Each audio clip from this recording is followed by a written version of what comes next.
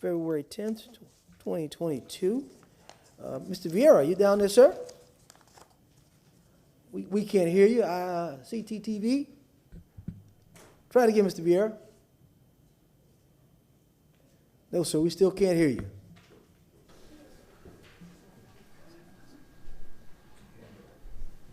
Mr. Massey, could you tap on that door to see if they can hear us? Tap right on that door. CTTV? So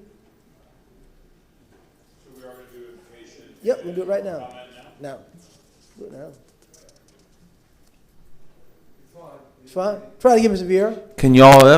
Yep, Okay, we can hear you, sir. There you go. Okay. Good morning, Mr. Chairman. It's a great pleasure to be here today. I'm here for the invocation. We're here to present my dear friend Janet Atkinson, who is here with her wonderful son Taylor, who is locally something of a social media superstar. Since the birth of her son Taylor, Janet has served as a disability advocate. She worked 20 years at University of South Florida, helping parents of children with disabilities find critical services and resources in the community. She's also worked in special needs ministries for 29 years, helping train 17 churches to start special needs ministries. Also here with them is Mr. Alan Guy, who is a special needs minister who provides assistance to wonderful Taylor. And so I will present for the invocation my dear friend Janet Atkinson. Good morning. I want to thank the commissioners for the honor of being here today. I want to thank all of you for the important work that you do for the people of Tampa. And thank you, Commissioner Vega, for inviting me to be here. If we could pray, please. Dear God, we come before you today with grateful hearts that we live in this wonderful community. We thank the military for keeping us free. We thank all those who work so hard to provide valuable services to all the people in our country. As the mother of a son with special needs, I'm particularly thankful for our strong emergency services and personnel. We know many who serve us are not given the praises they deserve, so today I say thank you to all those in these two rooms, as well as all the services you oversee. Lord, help us never forget that all we have comes from you. May we be good stewards of all that you have given us, including the money to do the work we need to do. We ask you for your wisdom of all the decisions today. We ask for grace in all your interactions with one another. And finally, we ask for your presence here among us today. In Jesus' name, amen.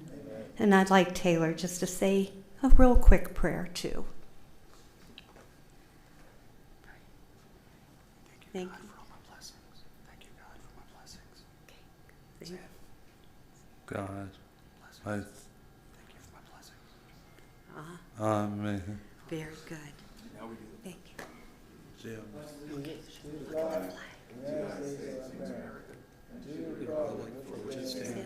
One nation, under God, indivisible, with liberty and justice for all. All right, Madam Clerk, roll call, please. Carlson. Here. Maniscalco. Dingfelder. Cedro. Vieira. Miranda. And Goods. Here. We have a fiscal quorum present. Thank you. Mr. Shelby, I think you're remote today.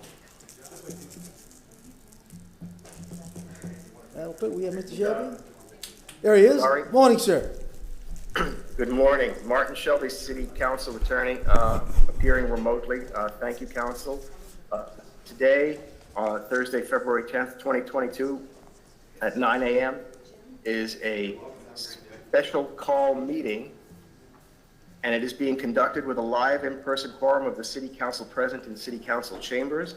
However, in light of the COVID-19 government-issued health standards or guidance, it's being conducted in a hybrid technology using communications media technology. Now, the purpose of this special call meeting is to consider a First Amendment to a contract for sale and purchase between the City of Tampa as purchaser and Joe Redner as seller to allow for a 60-day extension of the due diligence period for the property located at 2101 West Main Street, Tampa, Florida. The public is able to watch this on channel 640 and Spectrum, Frontier Channel 15, and on the internet at tampa.gov/live stream. Now, members of the public will be able to comment on this before council moves it by using communication media technology, which is located on the second floor at Old City Hall, 315 East Kennedy Boulevard. And again, the use of masks inside the building is required and social distancing is encouraged. I would ask council to adopt these hybrid rules, to waive the rules to allow this to take place. Motion to adopt. Second. Mr. Miranda was first, Mr. Scalco was second. All in favor? Aye. Any opposed? Motion granted. Thank you, sir. I don't know whether staff has a presentation or not, or wish council to hear anything. Mr. Wigginton. Good morning, City Council. Ron Wigington, Legal Department. As Marty said, this is a special call meeting to approve the execution by the mayor of a First Amendment regarding a property located at 2101 West Main Street. About a week ago, staff was informed of potential contamination of the property after doing phase 1 and a limited phase 2 environmental test. We were requesting a 60-day extension to expand the focus of the environmental testing and to determine what the extent of the contamination is. We need to have the First Amendment executed by the mayor no later than today. If you have any questions, I'm available. And I also believe Michelle Van Loan may be on the second floor available. Any questions for staff? All right, move the resolution. If we can, Mr. Chairman. You recognize, sir. Thank you. Can you open the floor for public comment That's before you correct. take your vote? That's If right. there is anybody. You know, for public comment, anybody on the second floor to speak on this item?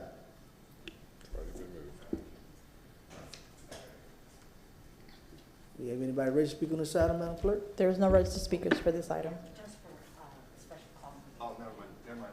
There's going to be a second special. Okay.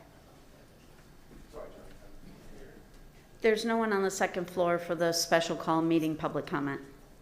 Thank you. All right, resolution placed on the floor by Mr. Maniscalco, second by Ms. Miranda. Roll call. Citro, Yes. Miranda, Yes. Dingfelder, Carlson, Yes. Maniscalco, Vieira, and Goose. Yes. Motion carried with Dingfelder being absent and Vieira being absent of vote. Thank you, And motion council. to adjourn? Motion to adjourn, please, the Motion special to call. adjourn. Mr. Maniscalco moved it. Ms. Miranda seconded. All in favor? Any opposed? We're adjourned. More than you and file. Thank you, council. Second. Thank you, council. Did we get it in time, Madam Clerk? Move, receive, and file? All right. Let's see, Troy. Move back, sir? You move it? No, sir, I'm staying right here. That was the fastest city council meeting in all my 28 years. Mr. Massey, we've already had invocation, we've already had the Pledge of Allegiance. Is it necessary to have roll call again for this CRA board? I would have roll Roll call, again for please. CRA. Miranda, Here. Goose, Here. Dingfelder, Maniscalco, Vieira, Carlson, Here. and Citro.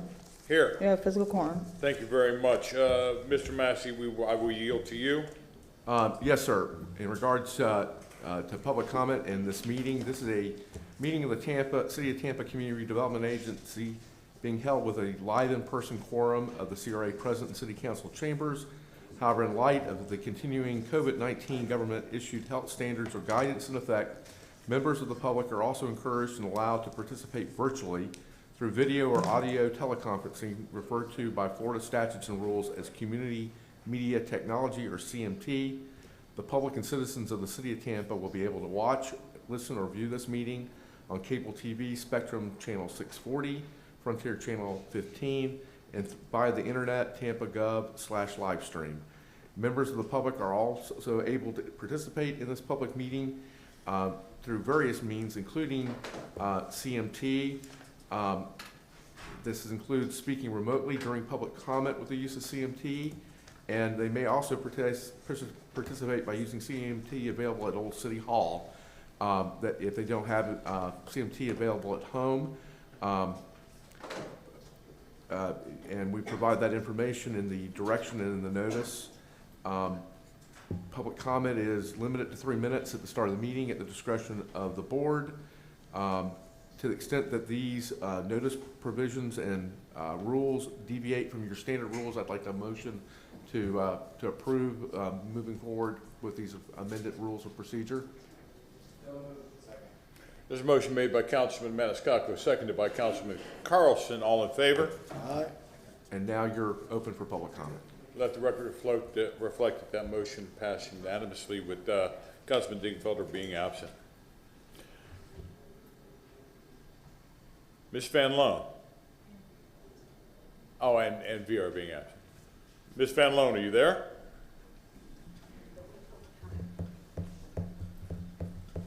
Yes, sir.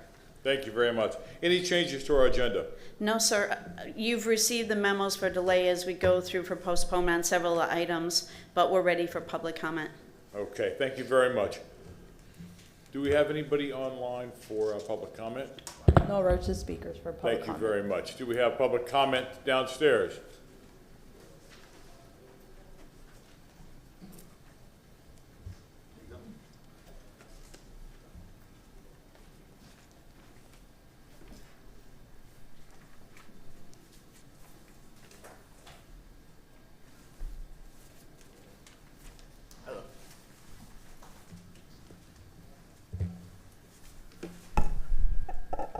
Hello.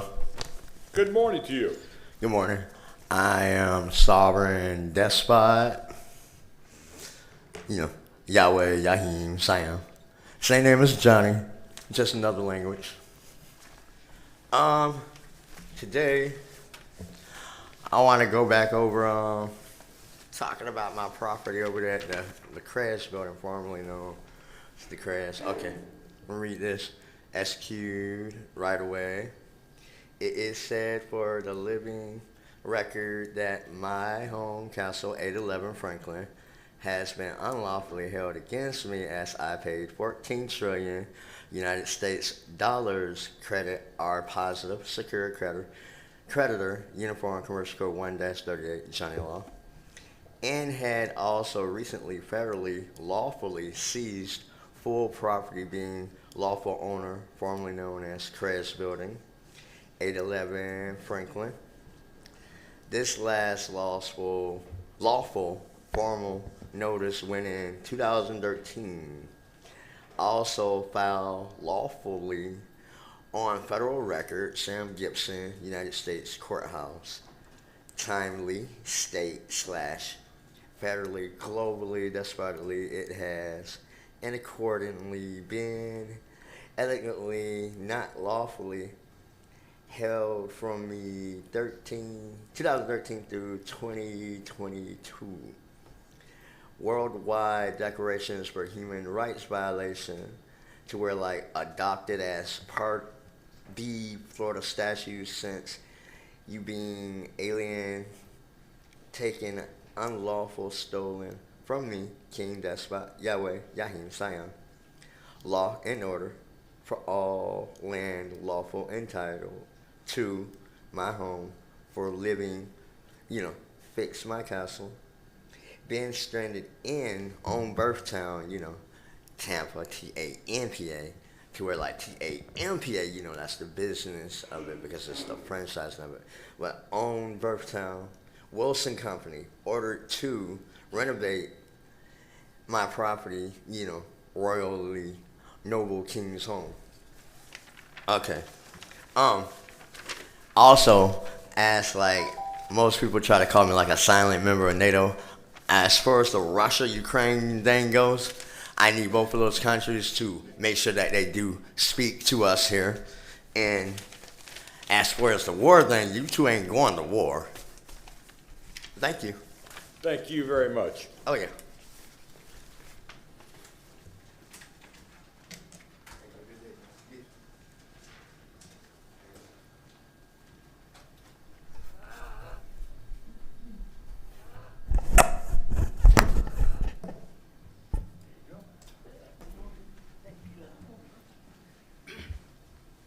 Good morning, Ms. Burton. Good morning, Councilman. This morning, as we moved constantly in the spirit of what's going to be a best benefit and best practices for the East Tampa residents, I want you to pay attention to the fact that this board and that body, and I'm speaking as Connie Burton, the private citizen, that has been watching and waiting for a number of years to see the full transformation of what was once known as Belmont Heights, Jackson Heights, Highland Pine, and all of those inclusive community that is under the umbrella of the title of East Tampa. What I'm concerned about is this piecemeal approach and how things are going in East Tampa. As a citizen, the needs have been clearly defined, that the people want to have a quality living standard for all. We would like to see our neighborhoods lifted. We would like to see the monies that has been allocated already to uplift and do the full rehabilitation of our community. We would like for residents that live in that community, that you solicit votes for constantly, to be able to see that the money is benefiting the residents. I am concerned that people and organization is sprouting up with so-called best practices. They don't have a legitimate track record. But I would hope that this council would say no to a piecemeal approach to doing anything in East Tampa, and you all get about the business of doing the heavy lifting. We have too much hopelessness in that community because we have not seen real work that is transforming the lives of the people in that community. We know the economic condition of the residents and the low wages that exist in that community, how dollars can be incentivized that can help real entrepreneurship. But what I'm seeing constantly is that those who have best ideas, so they think, or have relationship politically, so they think, their needs are being addressed and the greater good of the community is not. So we are paying attention, and I just wanted to let you know that this morning. Thank you. Thank you, Ms. Burton.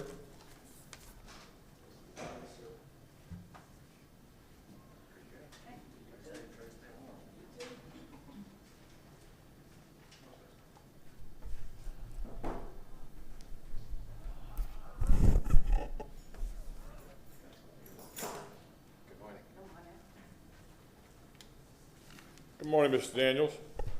Good morning. Thank you.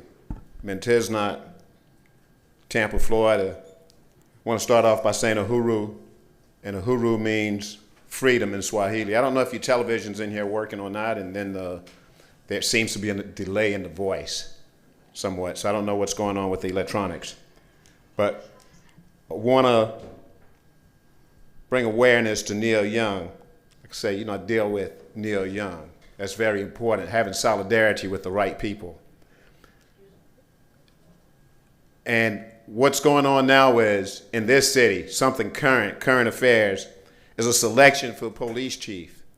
And this city council need to block that selection.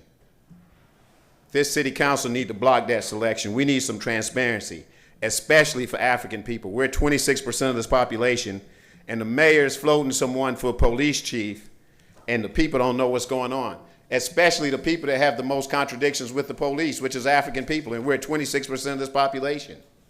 There's something definitely wrong with that. The police departments have major contradictions with African people, dating all the way back to slavery and slave catching and lynching days, which is still taking place. If there's a selection for police chief, we need to know the names who went for the position and how that came about. We need to know what's their feeling about these evictions, about bicycle stops. We need to know about transparency in relationship to confiscating African people's property the way the police department do it. We need to know about the usage of tasers, the implementation of dogs against human beings. We need to know if no-knock warrants, that's very important, what's their position on that. We need to know about these cameras, body cameras, dash cams, if it's not in place, that charges have to be dropped against people. All these things, that's a very important position. And I would say that this city council need to block that process and have some kind of transparency and some kind of explanation to the African community.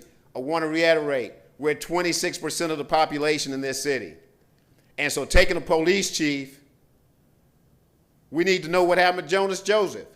We need to know what happened with Chambers all the way back in '67. Those things haven't been resolved. We need to know what reparations. We need to know what the police department think about bringing lawsuits against the gun manufacturers. All those things we need to know before the city council move forward with the selection of a police chief. Thank you. Thank you, Mr. Daniels. Let the record reflect that Councilman Dingfelder and Councilman Vieira have joined us in chambers.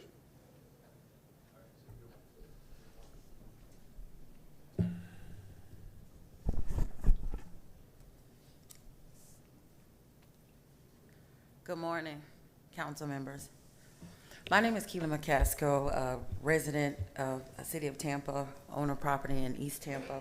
And I'm coming this morning out of somewhat of a concern. Recently, I read some articles that, for me to be able to come here and participate in public comments, thank you for that opportunity. But I'm able to do it without the fear, or I hope without the fear of retaliation. I've seen some articles recently against, and this is really a message for the legal team here as opposed to city council, but I would like to see more protection, and some other community leaders and influencers would like to see more protection for our city council. Some of the articles I read, just for doing their job, they're now subject to frivolous lawsuits just for doing their job. I would like for them to have an environment that's conducive for them to continue to lead our city, continue to be the leaders, continue to be as engaged as they are. This is a very active group of city councilmen, and I want them to be able to continue to do that without the fear of retaliation from just doing their job. So for this legal team, I just like to see you all protect them so that they're not working hard against lawsuits that's frivolous as opposed to leading the city. So I'll move on from that. So thank you all for your support. Recently, you all participated in the community cleanup, and we have another one coming up on April 2nd, and you participated in the Dream Fest, and already I've had a success story of another individual. We only had one January 8th, and already it's February, and we have one closing on home ownership, going from renting. They were, a victim of the increased rent by $800, and now they're going to purchase a home from an angel buyer that wanted to participate in adding home ownership in our community. So they're purchasing a $400,000+ home from an angel buyer from participating in the activities in the Dream Fest. So thank you all for your support. Ms. Pacasco? Yes, sir. Would you do me a favor, please? Mr. Braxton had asked me to get him a City of Tampa mask. Would you get his contact information so that I can make sure he gets it? I'll give it to Tim. Yes. Thank you. Thanks for your comments.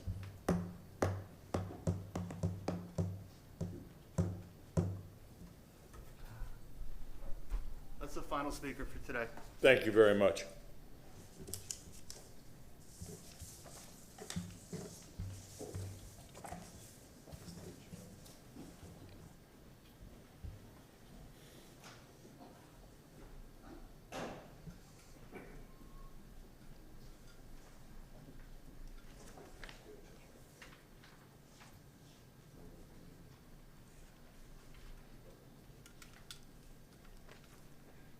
Good morning, Michelle Van Loan, Community Redevelopment Department. Our first item of business, we have our monthly CAC Chair Speaker of the Downtown CAC, Mr. John LaRocca, and he'll come up and give you their presentation on downtown.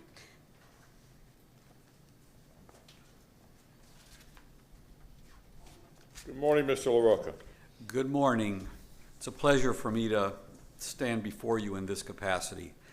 I'm the Tampa Downtown Partnership representative on the Community Advisory Committee of the Downtown CRA, and I've been asked today to give you a report on the outlining the activities and concerns of the Community Advisory Committee.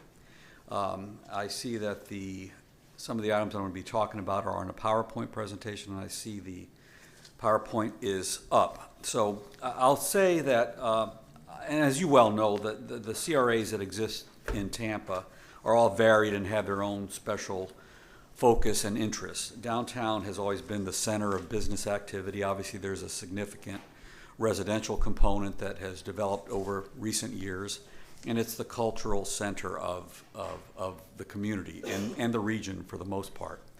Our job as a community advisory organization is to review, comment, and of course, advise on matters that are brought before us, that are proposed ultimately and approved or acted on by your committee. What I'd like to do today is just give you a quick update. If there are any specific questions about the highlights of what I'm presenting, Michelle, of course, is here and can answer those in detail at her monthly report part of the agenda today. But this is an overview of what we as a committee discuss and what we've monitored over the last few months. Some of these you see all the time by driving and working the area, and they've been reported on, but we'll give you an update. So I'm here on this February 10th to mention a number of items that we've considered as a community and have supported, and I believe action taken by your organization on downtown CRA funded projects. The first one, which was important to the community for a lot of reasons, were Coveted grants for cultural assets. One of our focus points were approved for payment, and that included the Tampa Museum of Art, $530,000 grant in terms of its maintenance and operation or aspect of those grants. Tampa Bay History Center at $288,000, Tampa Theater $352,000, and the Straz Performing Arts Center at $678,000. Cultural assets and support for new construction have been a $25 million designation, I should say, and allocation for the Performing Arts expansion, a future expansion, Tampa Museum of Art, $12.5 million in the Tampa Convention Center for 32, but included a $16 million a $16 million loan by the county over 8 years for the $32 million component. Again, those are significant components of the cultural assets of the core of the city and of course, of the region. Downtown CRA funded projects, we want to mention a few of them recently that we've discussed and have monitored. The Kid Mason Community Center, and again, we look at the allocation. We're not directly involved in construction administration and activities related to that, but we continue to monitor that and have supported it. It's in a period that's looking at 3 months of permitting, bidding, and early 2023 for construction. Cross Bay Ferry, as noted here on the screen and the PowerPoint presentation, agreement calls for a 4-year commitment and support of that operation based on various funding levels, and ridership continues to grow, but that's on a yearly basis. One of the more significant things that we as a community advisory committee talk about every meeting once a month, and the major concern is that of safety as the downtown prospers and continues to grow. More people, more visitors. There continues to be activities that those, especially our community citizens that participate who live downtown and are here on a regular basis, are very concerned about. Captain Brett Owen is always addressing us and answering questions and monitoring issues with regard to public safety concerns.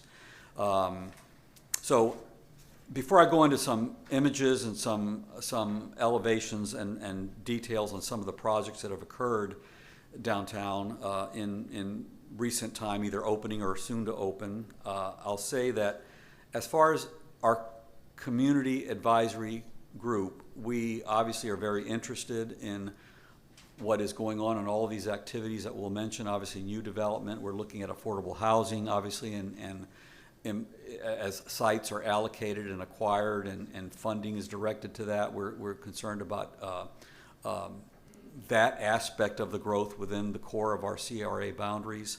The public safety is of significant concern, accessibility, noise, etc. All those kinds of things that in an urban growing area are of concern to the community.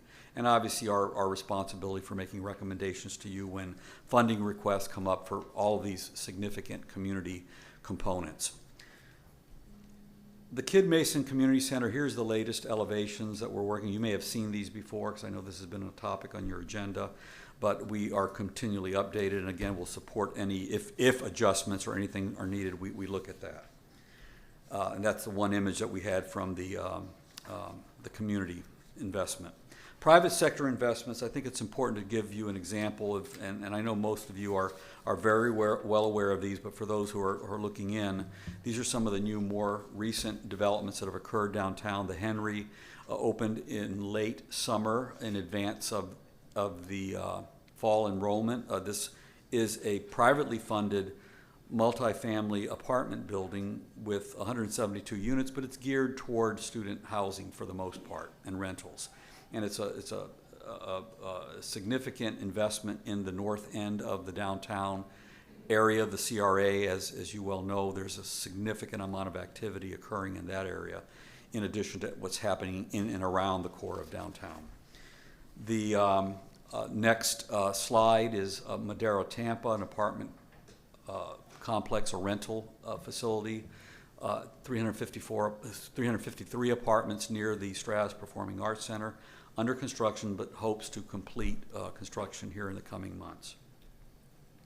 AR Tower is the site of the parcel directly south of the Performing Arts Center that City Council obviously had an active part in its designation, at least the allocation of the property that involves that. It is currently going through building permit review, and at least initial indication is that building permits are anticipated to be issued within this first quarter of 2022. Spring Hill Suites is a 169 room hotel on North Franklin Street, backing up to Tampa Street, or has frontage on both Franklin, Harrison, and Tampa. It's building and it's achieving its structure height rapidly. Surprised to see how quickly that's going. Good luck with them, and it adds another component to the north end of downtown, and in close proximity to all the activity that's going on. Franklin Street townhomes have been reviewed and approved, but it's waiting for construction plan approval. We hope to see those 14 units again added to that northern edge of Franklin Street and in the downtown to continue to add vibrancy and life to that area. X Living Tampa is a proposed apartment building at the site and in the block of the Presbyterian Church site that I believe, and I can't speak to the actual ownership of what that status is, but it's in design development review and again anticipated to commence construction within this year is what has been reported, at least to us as a community group. This slide references One Ashley Place. It's most recently been presented and publicly announced as Pendry Residences and Hotel. That is actively going through building plan review and again anticipated construction to commence hopefully within the next 6 months or by the end of the year. That is a 37-story structure on the Hillsborough River on Ashley. Again, we'll add another significant development component to the downtown in the southwest central portion of the CRA area.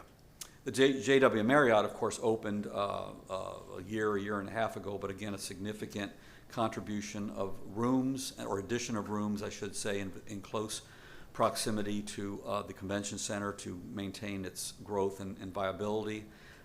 That is part of the Water Street development, but again complements the multi-use, mixed-use character of downtown, and again, most importantly, supports opportunities for convention facilities in the core. Heron Residence are a significant two-tower development by Strategic Property Partners in the Water Street development. That is complete, occupied, with the Greenwise grocery store now open. Has been open for a number of months now, and I understand has been very successful. 1001 is a new office building that is attracting its tenants now. ReliaQuest, one of the primary tenants in that building, taking the top 6 floors. It was completed, I believe, in the third quarter and began occupancy at the end of the year, of last year. Tampa Edition Hotel is to open soon. It's a 5-star, what is being called as the first 5-star hotel in Tampa. with 37 condominiums sitting atop of 172 hotel rooms. That is on Channelside Drive, and again, it's anticipated to open within the next couple of months. Cora Residence opened in I believe the last quarter, or began accepting residents as a 388 apartment building in the Water Street Tampa development. And essentially, these buildings that are being mentioned tonight complete the first phase of Strategic Property Partners. These are all located in the downtown CRA area, of course. Asher Residences is, I believe they're taking reservations and will start seeing occupancy here in the next month. Again, it's a 511 apartment building and all of them are populated with retail space and restaurants along the base, which will create a very active and vibrant activity center in Water Street. And that's the end of my presentation. The only thing I want to add, one significant component of the downtown CRA will be, and we as a community advisory committee have been very interested in seeing an update to the master plan. That master plan hasn't been revisited in a long time. We're looking at doing an RFP. It's one of our priorities in the coming months. And obviously we'll be hopefully coming and updating you on that as the time goes on. I'm glad to answer any questions in terms of community interest, but if there's any specific questions on any of the programs that have been allocated and supported by the committee, of course, and your group, Michelle Van Loan will be glad to offer you details. Thank you. Mr. Rucker, thank you very much for your report. Councilman Dingfelder has a question. Yes. Good morning, John. Hi. You're looking very dapper today. Oh, thank you. I've grown a little fur for the winter time. No, we appreciate all that you've done over the years in terms of helping the city be a better city, and you and your team have done well, and we appreciate your service to the downtown partnership. So I was scribbling some numbers here, and Charlie could always do a better job than me, but I've counted up about 2,500 new apartments that are either built or being built. 1, 2, 3, 4, 5, 6, 7 different buildings. To the best of your knowledge, out of those 2,500 units, are they all market rate? Are there any affordable or workforce housing, and if so, how did that come about, if at all? Well, again, as far as I know, these are all market rate apartments. The one mention of the Henry, that is a development that I'm assuming, I can't speak for the developers who constructed that and the purpose behind it, but that serves, today it serves primarily students for, and I believe is occupied by many students from University of Tampa. Yeah, by the looks of their cars, Tampa students are wealthier than you and I, but right. So how about in regard to the AER tower? I wasn't here during the negotiations for that, but that was a city-related project. Yeah, I wasn't directly involved on the committee in terms of being able to speak directly to that, but that was the realignment of the street, Tyler, McInnes, and the area directly south, a block, I understand about an acre parcel was created. And again, I wasn't involved at the time of the transaction, but it has become a development site, and there's the current developer is planning and going through a design and permitting review. It's market rate rental as far as I know. The bulk of what I reported today are rental. The Pendry residences on the river are market rate condominium and hotel. The Edition hotel and condos are market rate, 5-star. So John, yeah. with all of your many decades of professional experience, what are we doing wrong in terms of, we're not creating enough incentives or mandates or whatever to put 10 or 15% of these apartment units into affordable or workforce housing? We're obviously, as a city, we are not hitting that mark. And on the AAR project, the city was involved. and we still don't even have any affordable workforce housing. And I'm not blaming you, and you know that. Yeah. But I need your professional help or opinion. Well, I think, you know, it's a challenge, and I know that is a discussion that's been brought up in other, by your role, when I say your role, collectively as a city council, and I know Mr. Goods, you as a member of city council certainly have been very vocal about that. We as a community advisory group recognize the same thing. You know, we serve our own immediate concerns. There is concern about affordable housing or workforce housing or whatever term is generally used. There are a lot of people that are outpriced of the market.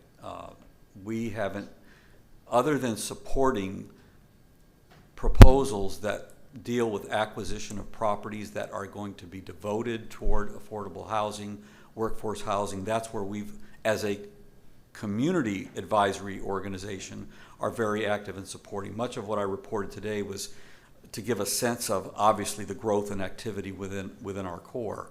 But that's an easy, it would be easy for me to say as we support it, we certainly do, but it becomes much harder to make it active and as it gets to be a part of individual development or proposals, and that's a much more broader subject that has to be analyzed. But I think most of the community and all layers of the community that provide and want to see Tampa grow and prosper for all sectors of the community certainly would like to work towards seeing that happen. And I'm sure we as a community advisory group will do everything that we can to offer that support. All right, we appreciate it. Thank you, Mr. Chairman. Okay. Any other questions? Councilman Miranda. Thank you much, Mr. Chairman. Mr. LaRocca, you, like Mr. Dingfelder alluded to, you have been known and understood for what you've done in this community for many years, and you certainly know more about real estate than I do. And when you mentioned the number, or we mentioned the number of 2,500 units, it sounds like a lot, but how far behind are we? In other words, when you have 2,500 units and you have 50,000 people looking for a place to live, the equation doesn't look too good. And this came about not because of failure, but because of success. However, within that success, there's failure that individuals are left behind. And that's what we are trying to allude to. And sure. I just feel that the 2,500 is a good start. Every 2,500 individuals or families or roommates or whatever that are not looking for a place to rent or a place to buy. They're going to go wherever they like in this location downtown.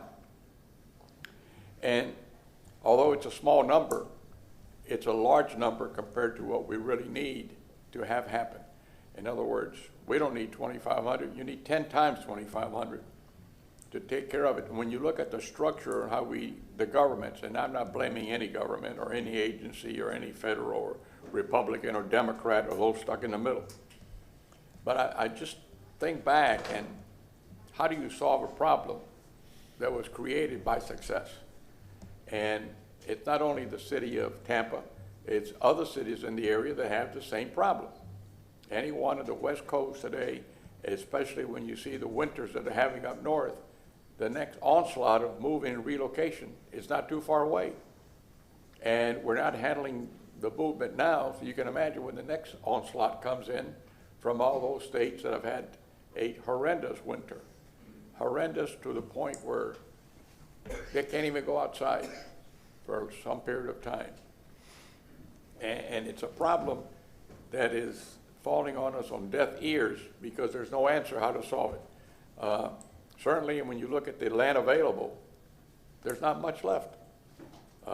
When you see a house that was worth $30,000 10 years ago or 15 years ago, and now it's worth $200,000 or $300,000, not for the house, but for the land, that tells you that land is in great great need with very little supply. And it's a situation that's becoming more and more dangerous to any community, because when you stop, that engine needs some fuel, and when you don't have that fuel for that engine, then you have rundown properties. And I don't have an answer, but there's ideas that run through my head that sometimes I don't even bring them out because I think to myself, what for? One, when you're in a housing area subsidized by the federal government, and I'm not blaming the federal government, you pay and pay and pay rent true, is subsidized. But at what point in time, if those units were to be turned over to the people who have been there 30, 40 years and say, okay, you paid enough, this is yours. I don't know if it's even possible. I don't know if it's even legal. So they themselves can repair their own building and maintain them and have the word to do to say, you know, this is mine now, I got to keep it up. And these are the things that cross not only my mind, but I guess a lot of other people's minds. So if you have any direction you can give us in the future, we really would appreciate it.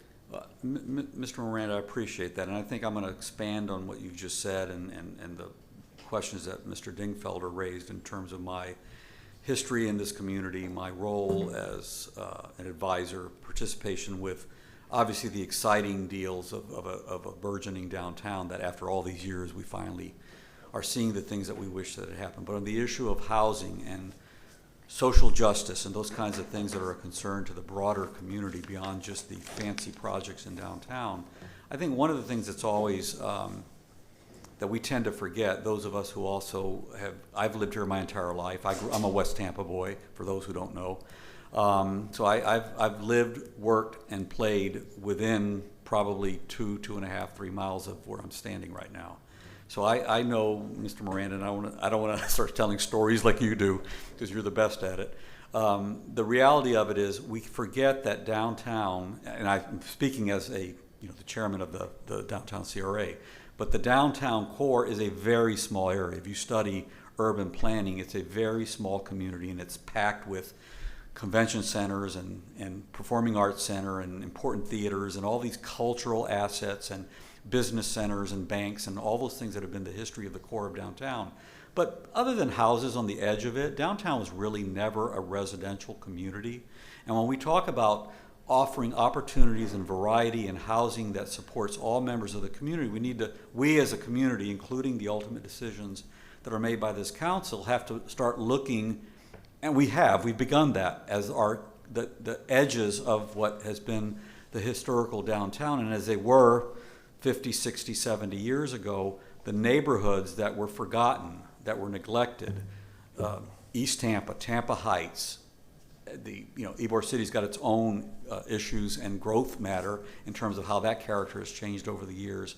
But the west side of the river, West Tampa, everything that's within, if you draw a circle around the core of downtown, these are areas where I think there's more ability to be more creative in terms of how ways can accomplish housing that's supporting the broader sector of the community. And with that said, and this is not a planning, I'm a planner, so we start talking about transit, accessibility, people moving around, how can you provide housing when people have to afford cars, and as long as you have, these decisions are hard, they're costly, they're expensive, but it needs to be looked at in a broader section. I'm here talking about downtown, but the core of downtown is not going to automatically become the nirvana for workforce and affordable housing.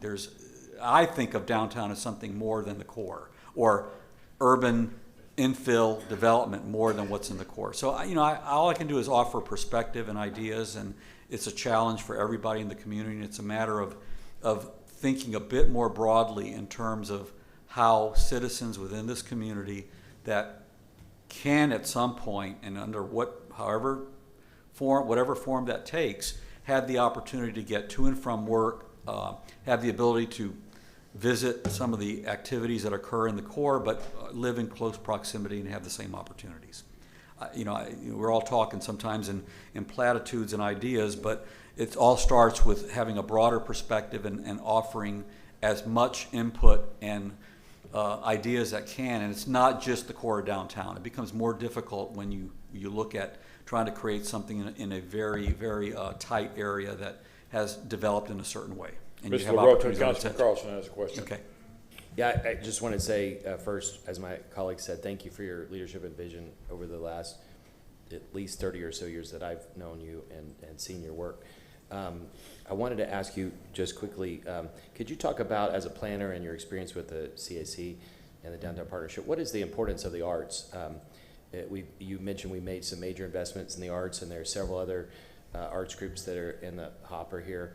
The Straz Center, because of COVID, had kind of shelved their expansion plans, and then this CRA voted to put a 25% investment in a where they matched 3 or 4 to 1, and that jump started that big investment. There are other big investments that are going on because of the seed money that CRA has put in and others. Is there any excitement building around the arts in downtown? Do you think it's helping at all to build the connectivity that is needed in a vibrant downtown? No, from my perspective, and at least what gets presented to us as a committee when we're asked to look at these cultural arts components of our plan and our funding as part of the CRA, these are, I'm not prepared to get into the details of how they're structured financially, but they are very important to the community. There's no doubt that the cultural arts facilities are significant, and I get a sense that as these facilities learn and expand, they're expanding to greater sectors of the community, whether it be opportunities for all sectors of society to visit during certain programs, or if there's community components available for community organizations to utilize those facilities, or there's open space components of those facilities that bring in a broader sector of the community. The arts are important to humanity. I mean, I'm talking in larger scale, but we're lucky to have those kinds of facilities here. Those facilities have some, like the Performing Arts Center, have been considered world class, at least in this part of the country. And to maintain them and to maintain the integrity and the stature that they have, it's important to people that support them, but it's important to the entire community with some of the things that we as an organization have supported and the kinds of things that we've offered our recommendations on. So to answer the question simply is, I think they're very important to Tampa, and I think they're very important to the citizenry. Any other comments or questions? Councilman Good. Mr. Rook, thank you for all you do, sir, and housing is very important to me because those are calls I get on a daily basis.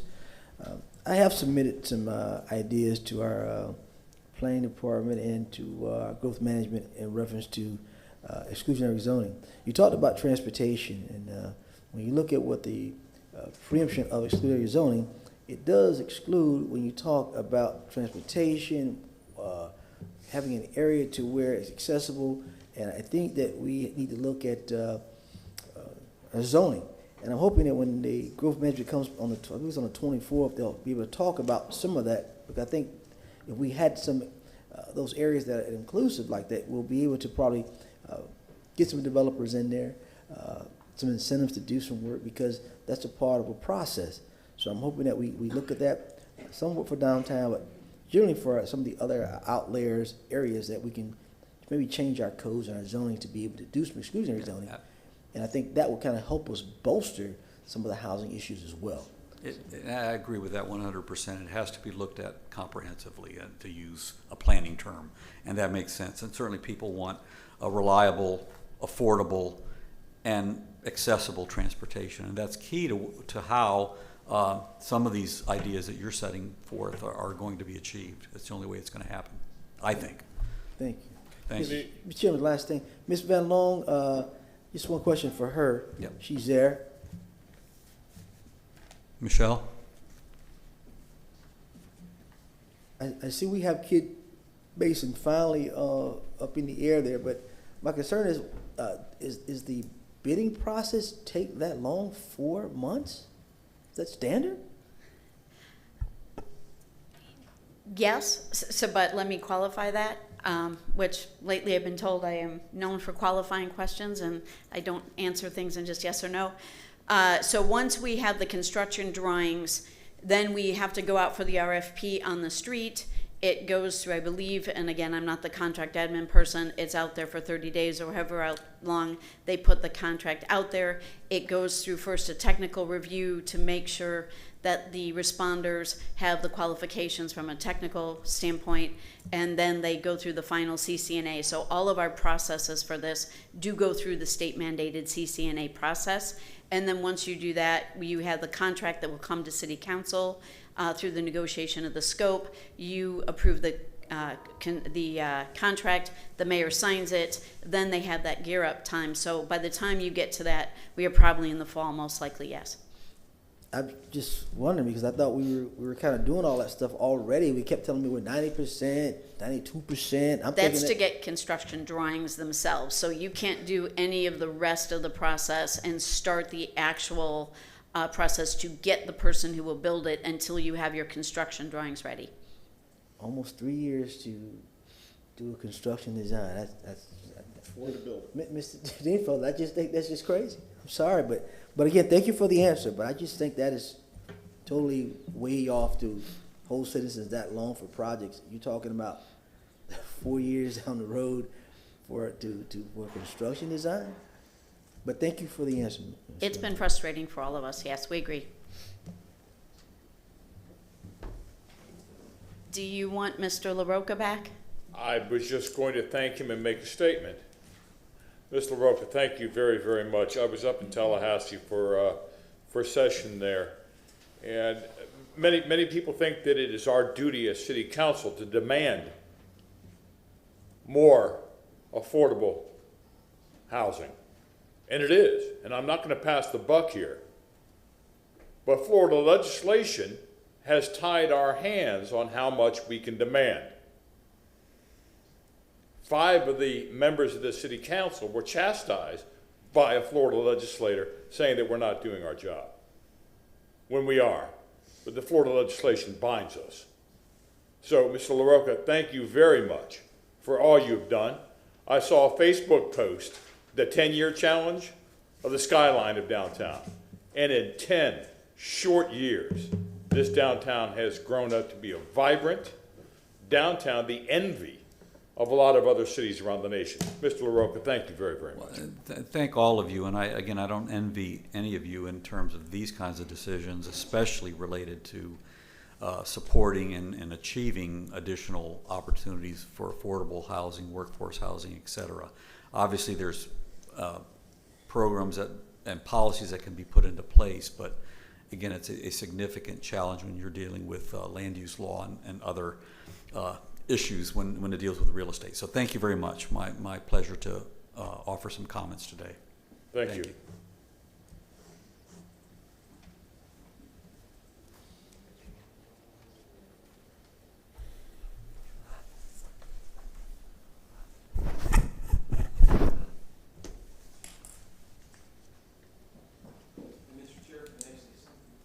Surely. I wanted to point out, it's funny, you noticed that 10-year challenge in downtown. I saw it too, and I saw, forgot who it was, someone said, 10 years, look at all that growth, 1 fire station back then, 1 fire station now. Yeah. So, I know I never talk about fire stations, but just kidding. No, Councilman but. Vera, you realize that we're on the same page with that? 1 fire station downtown when we only have another, but the closest one on Kennedy and then one on Davis Island. Yeah. I know that, Mr. Morris, Mr. Massey, I know that's city council, but I'm with you, brother. We need one more, at least one more fire station downtown. Ms. Van Loan, enough ranting and raving, you're on. So good morning, Michelle Van Loan. Before we start with the rest of the agenda, actually, no, hang on. We'll go through the agenda. Item number 2. I gotta find my agenda. Item number 2 was the motion for request for a Veterans Memorial at Union Station. You received a memorandum for us, and I'm happy to answer any questions about that. Mr. Carlson, this was your motion? Yeah, first I'm disappointed that more wasn't done on this. What action do I need to take? You're saying that we need to take an action. I don't understand why the CRA can't lead this in working with the public arts department. Why does it have to go over to the city? Because you are affecting the workload of a city department. You are asking a city department to take on this project. It would be their process and their project. And so for them to put other projects on hold and add it into their workload. We don't actually need that department. I requested them.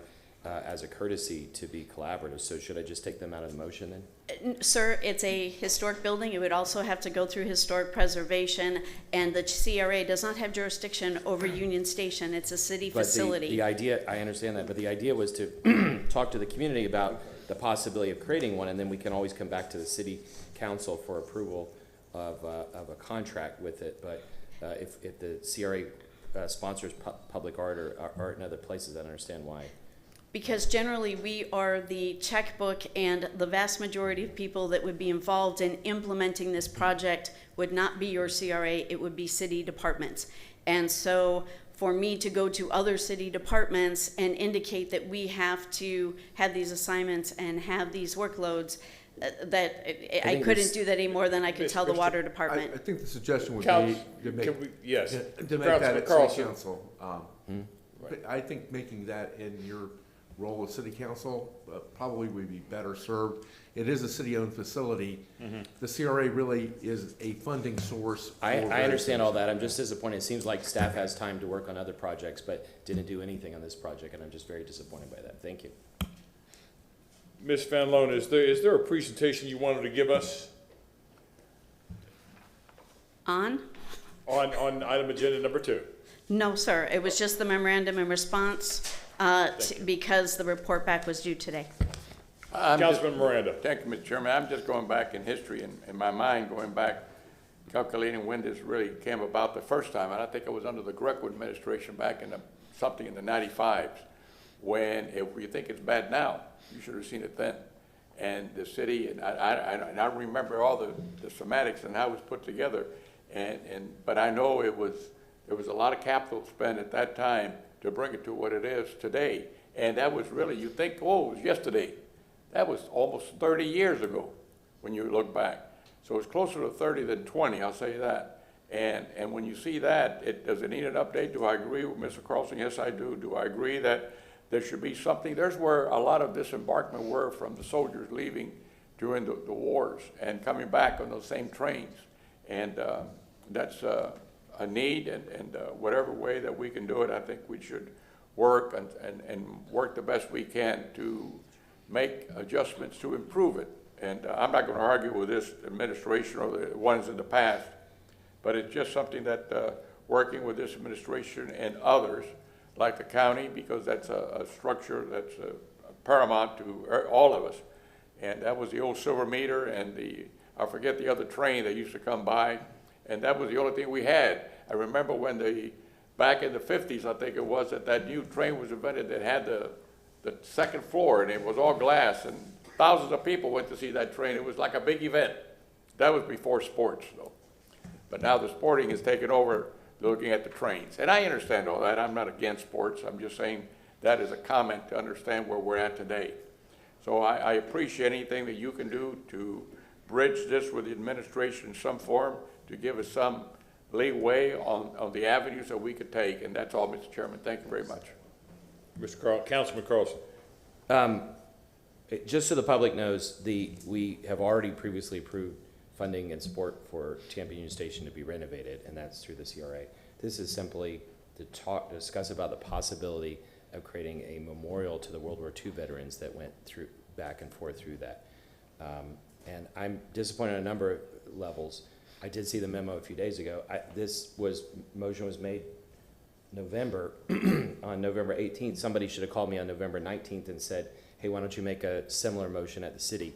Instead, we waited 3 months where this could have been moving forward, and we could have had something done. I disagree that it has to go only the city. Sure, the city has to be involved at some point, but I think that staff could have handled it, and instead we get a simple memo passing the buck. And so in the future, if there's something that I or we make a motion on that the CRA can't handle, I think we all should find out the next day. The community doesn't have time to keep delaying these things, and this is the kind of pattern we hear in East Tampa over and over again, complaints about why can't we spend money, why aren't projects moving forward, why is money sitting in accounts, and if we need more staff, let's get more staff, but we've got to move these things forward.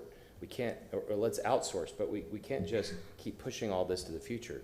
The time's running out on everything. We need our community to evolve in the right way, with the right kinds of respect for our veterans, and respect for citizens who want better amenities. Thank you. Ms. Van Loan.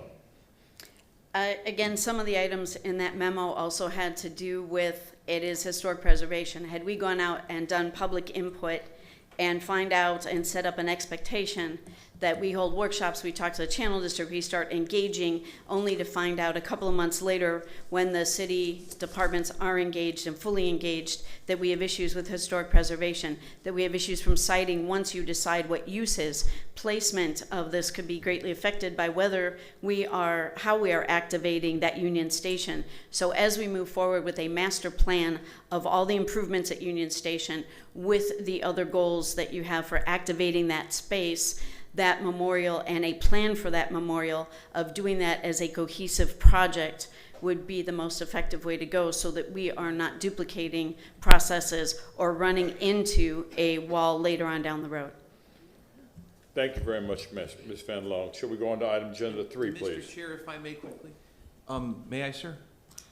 Councilman Vieira. Thank you very much. No, I just want to say as a general statement of support, I mean, I know Councilman Carlson's been working hard on trying to make improvements to the station on a number of levels, including this. And I mean, I know I speak on behalf of all council members when I say that we're, fully supportive of all these endeavors, whether we're wearing our CRA hat or our city council hat, whether it's memorial, whether it's other improvements. And I'd love to see these things continue to move forward in whatever method. So I think we're all very, very supportive of that, and kudos to the councilman for not just this particular issue we're talking about today, but just talking about this station that is truly a community jewel that needs some obvious TLC on so many levels. So just count me on board. No pun intended. Thank you.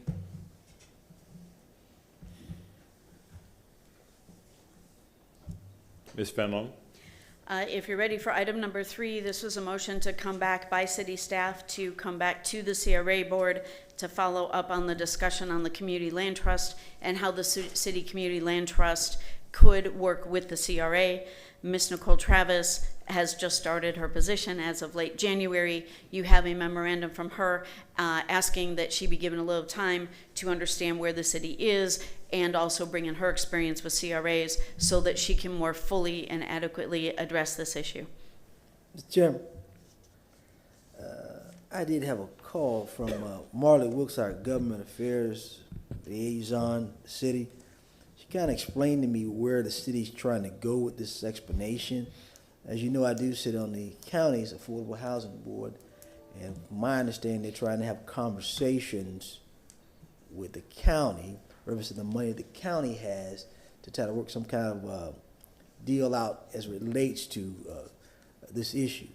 So hopefully that we can get those answers back sooner than later, but I know that the county board will probably have to be involved with some of it because it did pass through the county for our land trust over there.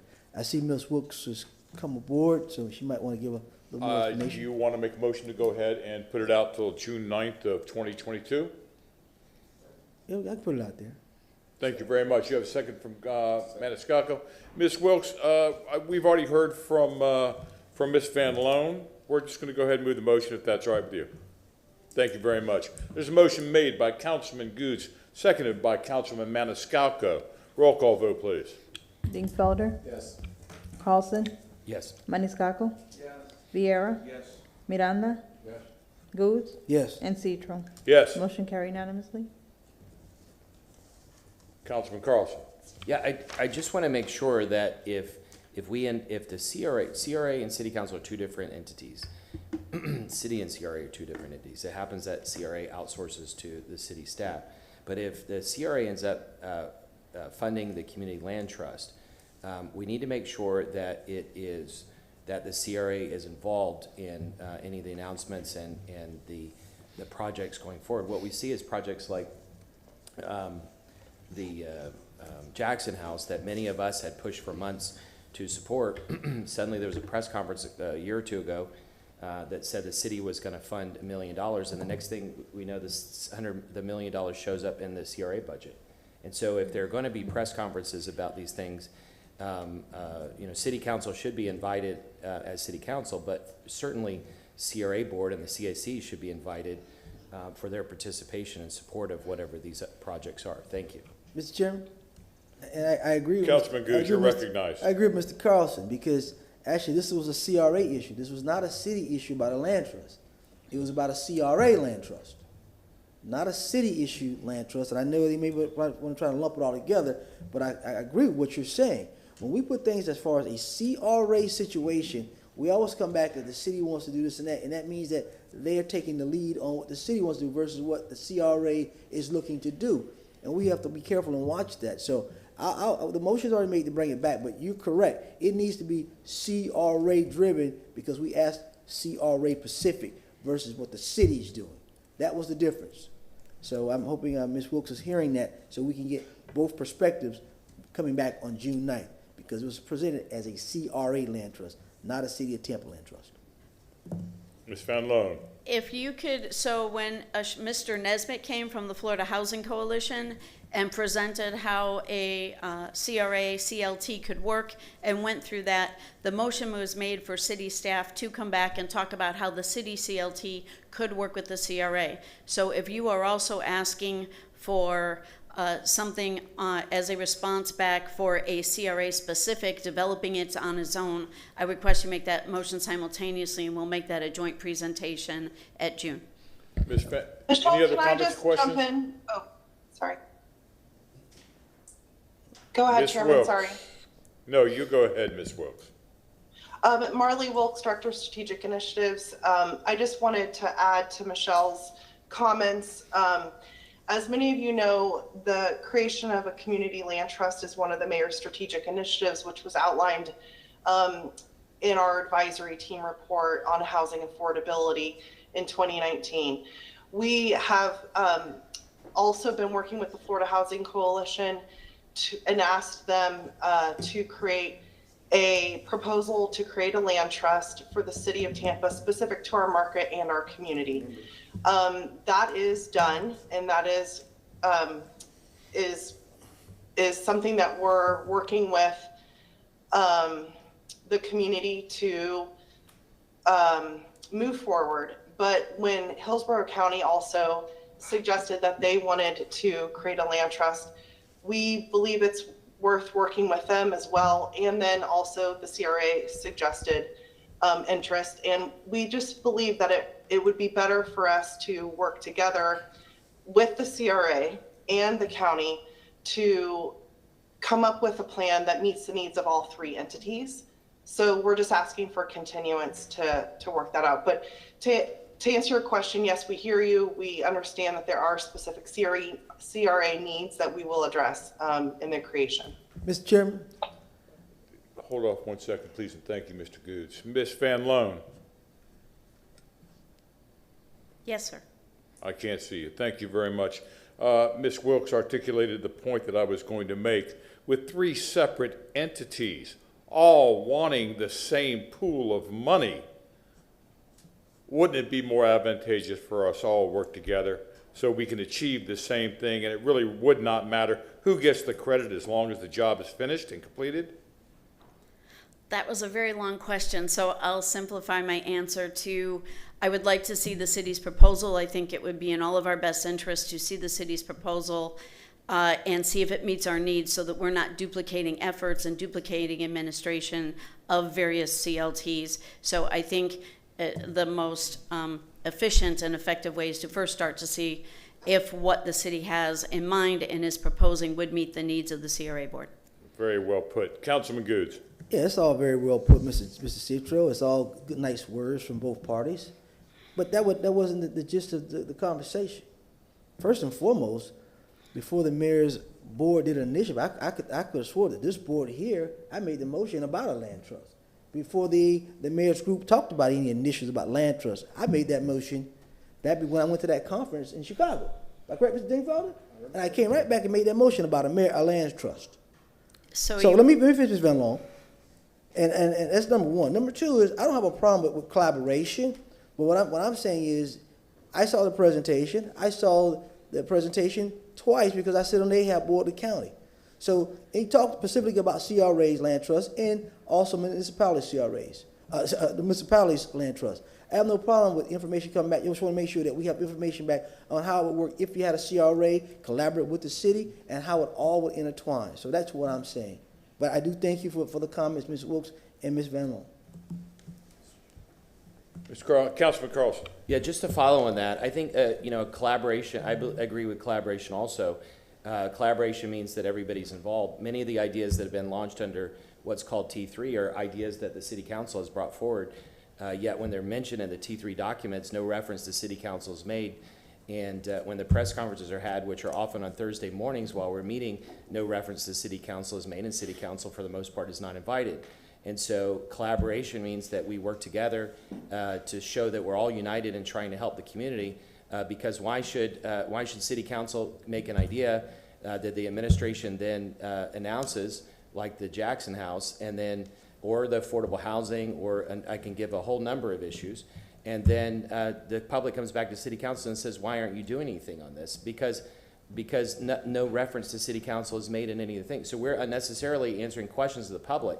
But the second thing, which is much more important, is that the public wants to know, why are we funding CRAs? Why is this money being held captive in these districts and not being spent on potholes and other programs throughout the city? And if we do not explain to the public why we're holding this money captive, if we don't explain to them this money is being put to good use, they're going to continue to complain and want us to take this money out and use it somewhere else. And so it's very important, not for city council members to get credit, but for the CRA to get credit so that the public knows that their money is being put to good use. Thank you. Any other comments or questions? Ms. Van Loon. Yes, sir. All right, we have already done what you requested. Next item, agenda 4. Item number 4, we had come to you in December for a discussion of a CRA board policy, a sort of a high-level overarching policy for all of our CRA grants as we were going from 1 to 2 grants to 15 probably by the end of this year and more to come. And we had been approaching that from a commercial grant standpoint with everything that had been coming out of West Tampa and coming forward, including today and the next few months in East Tampa. And we had looked at it. We've got a lot more of the housing grants, and with more cooperation and future participation with the housing department and how people could apply for multiple grants. And do we want a policy on maximum amount of collecting city dollars? So we are asking for 1 more month on that so we can look at also from a housing perspective all of these grants that we're coming forward with and be able to present you with all those options. Comments or questions? Councilman Making Miranda. the motion, I'm fine with March 10th. We have a motion made by Councilman Miranda, seconded by Councilman Maniscalco. Roll call vote. Goods, Yes. Dingfelder, Yes. Miranda, Yes. Vieira, Maniscalco, Carlson, Yes. and Citro. Yes. Motion carried with Vieira being absent at vote. Thank you. Ms. Van Loon, item agenda number 5. Number 5 is our monthly staff report, and before I get started, I would like to introduce some of our new staff. So we have Brett Burks, who has started last week in East Tampa, and we have Jeff Burton as the new, I'm now dubbing them Urban Core CRAs, so we don't have to constantly say Downtown Channel District, Central Park, and Tampa Heights Riverfront. So we're going to try and keep referring to them more and more as the Urban Core CRAs. And we are in the home stretch to hiring a communications person. We have done all our interviews. We had 5 incredibly qualified individuals who interviewed. We were very impressed with the caliber of the people that came forth to interview. We had an interview team of 4. It has been a very, very difficult decision to pick and balance those skills and needs. And by the end of tomorrow, I will be able to get back with all the applicants and let them know that we have a final decision, and I will send you information on that also. But with that, I'd like to introduce you to Brett and Jeff. Good morning, CRA board. My name is Brett. It's a pleasure to be before you today. I'm a Tampa native. I went to Robinson High School, went to college at USF, got my master's at University of Florida. So I'm really excited to be in my hometown and working for the people of East Tampa. And there's some exciting stuff going on there. So I previously worked in the zoning department for 3 years under Eric Cotton and LaShawn Dock, Andy Mikowski. So I bring that land development expertise. I'm hoping to kind of bridge some land use and transportation regulation experience and get to work, hit the ground running for the City of Tampa, East Tampa CRA, and improve the quality of life there. So it's a pleasure to be before you today, and let me know if you have any questions or need anything. I'm here to work for you guys. So thanks so much. Next up. What Brett forgot to mention is that he's had a love for East Tampa, and his thesis was even on East Tampa, and a report that way back when he brought to Ed and I and interviewed Ed and I. And over the years, Brett has been in and out of our office, so he's not new to East Tampa or paying attention to the issues in East Tampa. Mr. Chairman, Board, my name is Jeff Burton. For the last 13 years, I've been the CRA director of my hometown in Palmetto, Florida, in Manatee County. I appreciate coming to the City of Tampa. It's an honor for me to be here, and I'd like to thank you for that personally. I am CRA certified through the Florida Redevelopment Association. I'm also its current president, and finishing my dissertation at University of South Florida on sustainable redevelopment. Thank you. Councilman Gliz, I saw you wanted to make a comment. No, I'm good, sir. Sure? I thought you were writing down some notes there. No, I'm good, sir. No. Councilman Deco. Thank you, Mr. Chairman. When I saw you guys standing behind Michelle, I thought she'd brought bodyguards today. Just kidding, Michelle. But anyway, no, welcome aboard. So, Brett, in regard to East Tampa, and I apologize for not being totally on top of it. I know I met a young lady a couple of weeks ago who was coming down, I think, from Georgia, and she's starting in East Tampa in a certain role, and you're coming to East Tampa in a certain role, which is fantastic because East Tampa has been saying for many years they need more people. But what is your role going to be, and what's her role going to be? Or if Michelle wants to answer, that's fine. But either way. Thank you for that question. So my understanding is that Vanessa her specialty is housing, and she brings a lot of experience in the housing realm, whereas mine is more land use, transportation. Michelle, thank you for bringing up. I did my thesis on the CRAs in Tampa and specifically looked at health strategies. So East Tampa, health, land use, transportation, bridging that gap.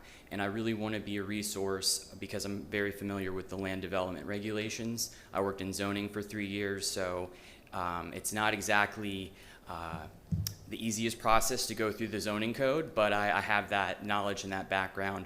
So Cedric will be my lead, my manager, so we have a great team between Vanessa, Cedric, myself, and Eva. I think we finally have a full staff for East Tampa. They've had a lot of comments as far as we have so many plans. The strategic action plan is almost to fruition, and we have a lot of money. Now it's time to kind of get the ball rolling as far as developing these projects and programs and making it work for the people of East Tampa. So I think we're finally there. Okay. So, Michelle, just a generic comment to everybody involved. I know there's been some frustrations expressed from East Tampa, and I'm sure perhaps from your side as well. But what I want to say to everybody involved is, I think today's a great day. Okay, you know, it's hard to play that game if you don't have the all the players on the field, and now you do. In addition to Michelle's leadership, we've got Cedric, we've got 3 other folks, all professionals. I want to urge Ms. Tate and her team to kind of restart the clock, and let's look at today as a positive day and a new jumping off point. I'm real excited about this full contingent that you've got, Michelle, and anyway, that's my 2 cents. As to the gentleman, was it Palmetto you're from? Yes, yeah. Back in the day, my dad they had a packing plant that he worked for down in Palmetto. They were packing tomatoes, I think, but that was like back in the 60s.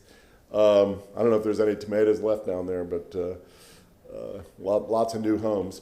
But anyway, we welcome you aboard as well and look forward to working with you on our urban core. And specifically, I want to chat with you about what I said earlier about how do we put some affordable housing units inside in some of these high-rise buildings. You know, I mean, we can rave about the skyline and how it's changing. It's a wonderful thing, but it's all filled up with rich people or wealthy, or wealthy young people or what have you. That's fine too, but it leaves out a good segment of our population in terms of affordability and workforce housing. I see a lot of other cities doing very progressive things around the nation, either incentivizing and or mandating affordable housing in those buildings, and there's no reason that it can't be 10 or 15%. Nobody would know the difference. It doesn't make it a building for poor people or anything like that. It can be totally integrated within those buildings. And if we had started that 5 years ago, out of those 2,500 units that I mentioned earlier, we could have 250, 300, 400 affordable or workplace housing already. So anyway, I'm just tossing it out there. I look forward to hearing and meeting with you in the future. Thank you, Mr. Chairman. Again, we're preempted. No, we're not, sir. No, we're not, and we are not. The state statute says, and I've talked to the Florida Housing Association, state statute says that we may mandate affordable housing if we provide incentives that match up with that. And I've spoken with the directors and the professionals at the Florida Housing Association. If there's a rumor out there that we are preempted from doing that, but we're not. So I apologize, Mr. Chairman, but I just want to clarify that on the record. Thank you. Where's that? We'll talk later. Councilman Carlson. Thank you, sir. Thank you, sir. Brett, could you please, I don't remember if you said dissertation and thesis, but whatever you've done on the CRAs in East Tampa or anything else you think is relevant, could you please forward it to all of us? And what I would ask both of you, I look forward to meeting both of you and welcome on board, but what I'd ask both of you is please, whatever big or systemic ideas you have coming in or that you have along the way, please be sure to let us know.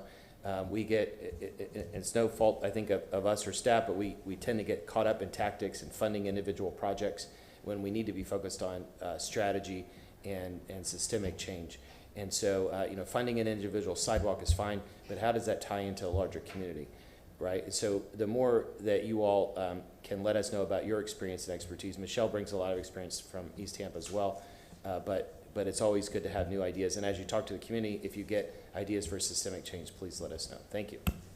Any other comments or questions? I'll save mine for when the East Tampa comes up. And she does present East Tampa because I attended the meeting the other night and I've got some comments to say. Gentlemen, welcome aboard. Welcome to the City of Tampa family.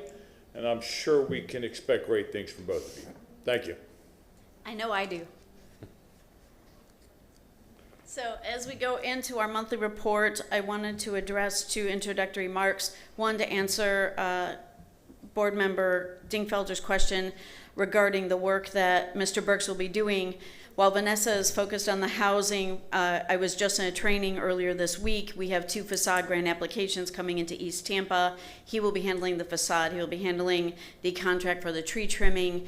Last year, we brought forward to the East Tampa chair several business grants, a micro grant, several of the grants that were in West Tampa. Those were set aside and put on hold so that we could focus on getting some of the housing initiatives and working on that. And so Brett will be responsible for any new business grants and some of those other grants that we will be implementing in East Tampa that are not housing related. On the downtown side for affordable housing and creating, while we are not the zoning and the mandating, in the next 12 to 18 months, I believe we'll have several very exciting announcements, both from the CRA side and in partnerships with the city and the private sector. On the north side of downtown, especially near the Marion Transit Center, where a lot of workers are coming into downtown or going out to jobs. So even if you have affordable housing and workforce housing downtown, some of those people may still be going out to our other major job centers, such as the up at University Mall and up at the university itself, out west at the West Shore District and at Midtown. So the more affordable housing we can do, it wouldn't be necessarily just because we need people downtown, but they need affordable housing for people who may still work all over the city. So locating workforce housing in close proximity and with easy access to the Marion Transfer Station makes a lot of sense from a planning standpoint. We had, during the budget adoption process, talked about we will have, after we pay for the cultural assets over the next 4 years, about $23 million in total over those 4 years, depending on our revenues, and that we could set aside $10 million for that. And I have had preliminary discussions with Ms. Henderson at HCD, the Housing Community Development, that she's got some ideas that she would like to come pitch the CRA for implementing affordable and workforce housing initiatives in the downtown CRA, along with, we have been in discussion with private sector. There has been a lot of movement of land in ownership on the north side of downtown. We have had private developers coming to us as they are under contract and looking at developments, and they're coming to talk to us about what our needs are in the north downtown area. So I believe a lot of these will come to fruition again in the next 12 to 18 months, and we will see more than just the 5 and 10 and 15 apartments at a time that are aimed at and can truly provide housing for those most in need in the downtown area. Thank you. Any other comments, questions? Thank you, Michelle. With that, if you can bring up the PowerPoint, we'll go to the monthly report, and we will be brief.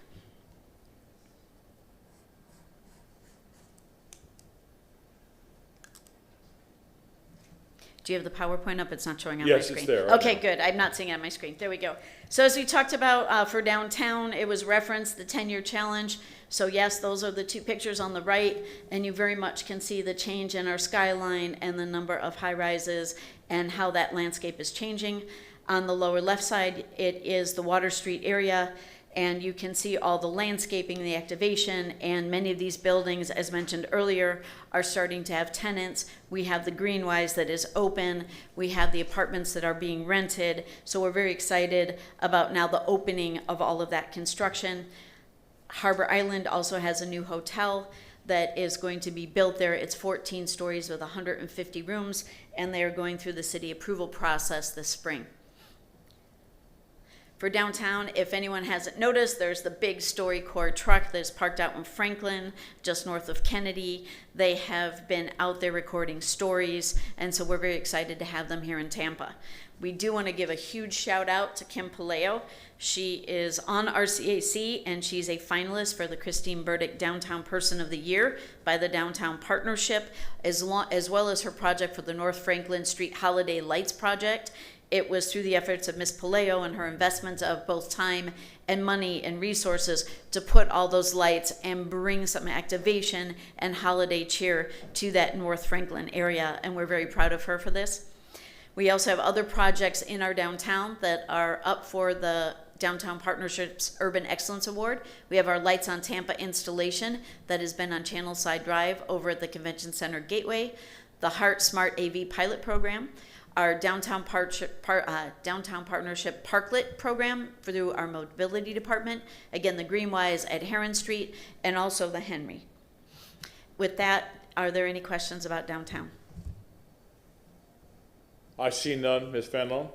On Channel District, the Daniel Corp., you can see their building, that is at Twiggs and Channel Side Drive. They have topped out their 19-story building, and they will have 324 units. Our construction on Channel Side Drive, Phase 4, is 70% complete.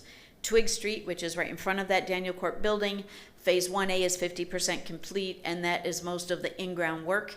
Our CRP, SAP, all of our drafts have been submitted, and one of our items on the agenda today is to move forward with that draft CRP, and then we will follow up in the coming months with the draft SAP.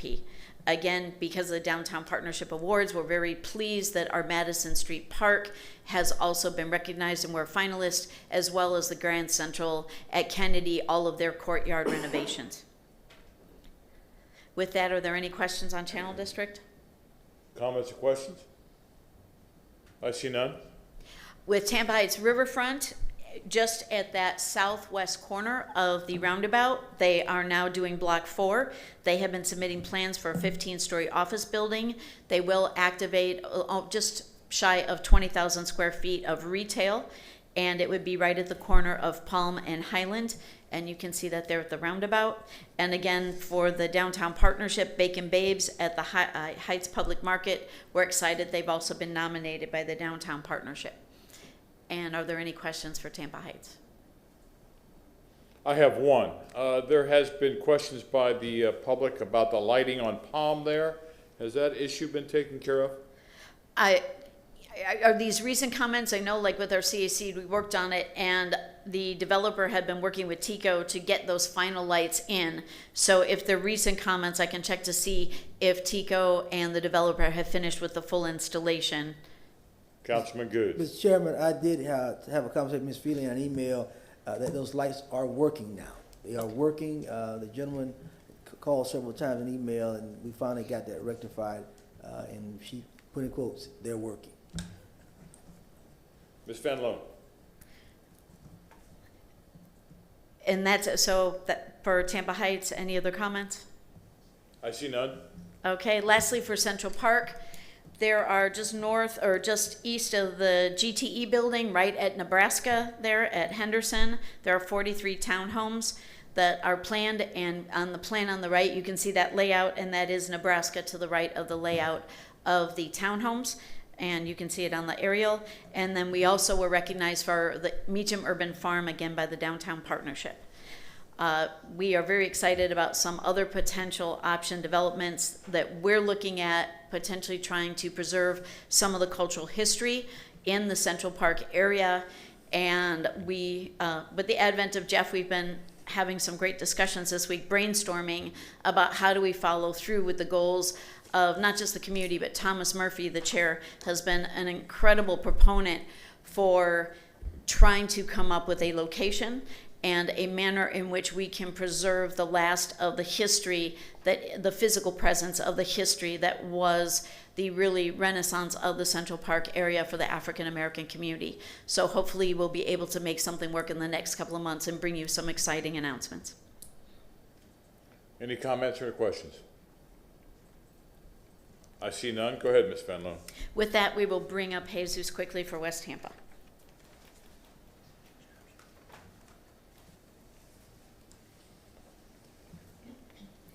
Good morning, Jesus Nino, West Tampa and Drew Park, Urban Development Manager. First up, we have West Tampa. I'll try to keep it as short as possible. As CAC in West Tampa, we're starting to look at new locations to install additional cameras along Main Street, mostly from Fremont down to Armenia. Our parking study should be coming to City Council in March for approval of funding for the contract with Pond and Company. Since the CAC decided to expand the study area a little bit north all the way up to Columbus Drive, as you see there in the map before you. Hopefully once the contract gets approved, we can move forward with that parking study. We're continuing to work with the park staff for designs for 3 new parks, or actually existing parks, just to make them new again for the community. Ray Park, South Cenas Park, and Fremont Linear Park. As far as alleyway cleanup, so far we've cleaned up over 60 alleys. We have bids out for additional alleys, so hopefully by the end of the month, or at least in the next 3 weeks, or maybe a month, we'll have 40 new alleys cleaned up. So that'll be over 100 alleys cleaned. That's good. And this was just recognizing Mr. D. Jackson. He was a former CAC member at the last CAC meeting. CAC recognized him for his years of service in West Tampa. That concludes West Tampa. Any questions? Comments or questions? Councilman Dickfelder. Thank you, Mr. Chairman. Thanks, Jesus. In regard to the alley cleanup, I think it's really impressive. What was it, 40-something? 60-something alleys already. Do you have any anecdotal discussions with TPD, or can you have some discussions with the TPD district folks who patrol that area in regard to any kind of reduction in crime or reduction in vagrancy or in those alleys as a result of the CRA's activities? So far, just preliminary discussions as far as letting them know that we're cleaning up the alleys, but we can go ahead and engage them a little bit further and deeper into your request. Yeah, I think that'd be great. Let us know in the next month or two how they feel about it. I'm sure with those alleys clean, they can actually now drive up and down those alleys a lot more effectively, and et cetera. So, thank you. Thank you. Any other comments or questions? Mr. Nunez, thank you. Next, we have Drew Park. In Drew Park, we're also working with Parks and Rec Department, and I think we're in the process of hiring a consultant to help us design for Tampa Bay Linear Park and a neighborhood park. So hopefully once we have that design consultant on board, we can work with that consultant and our CAC to come up with some pretty awesome plans for Drew Park. In addition, the CAC voted to have us go ahead and dispose of 2 properties that are located within a residential neighborhood for affordable housing. So we have engaged the city's housing division so we can go ahead and put together an RFP.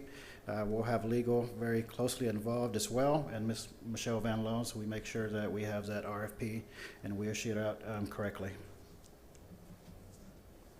As far as Lois and Grady Avenue, we're also going to be hiring a consultant to help us audit those locations as well as other locations within Drew Park so we can do further improvements in beautification and safety measures throughout Drew Park area. And we're also engaging the police department so we can go ahead and partner up with them for community policing projects. That concludes Drew Park. Any questions? Comments or questions? Thank you, Mr. Nunez. Thank you.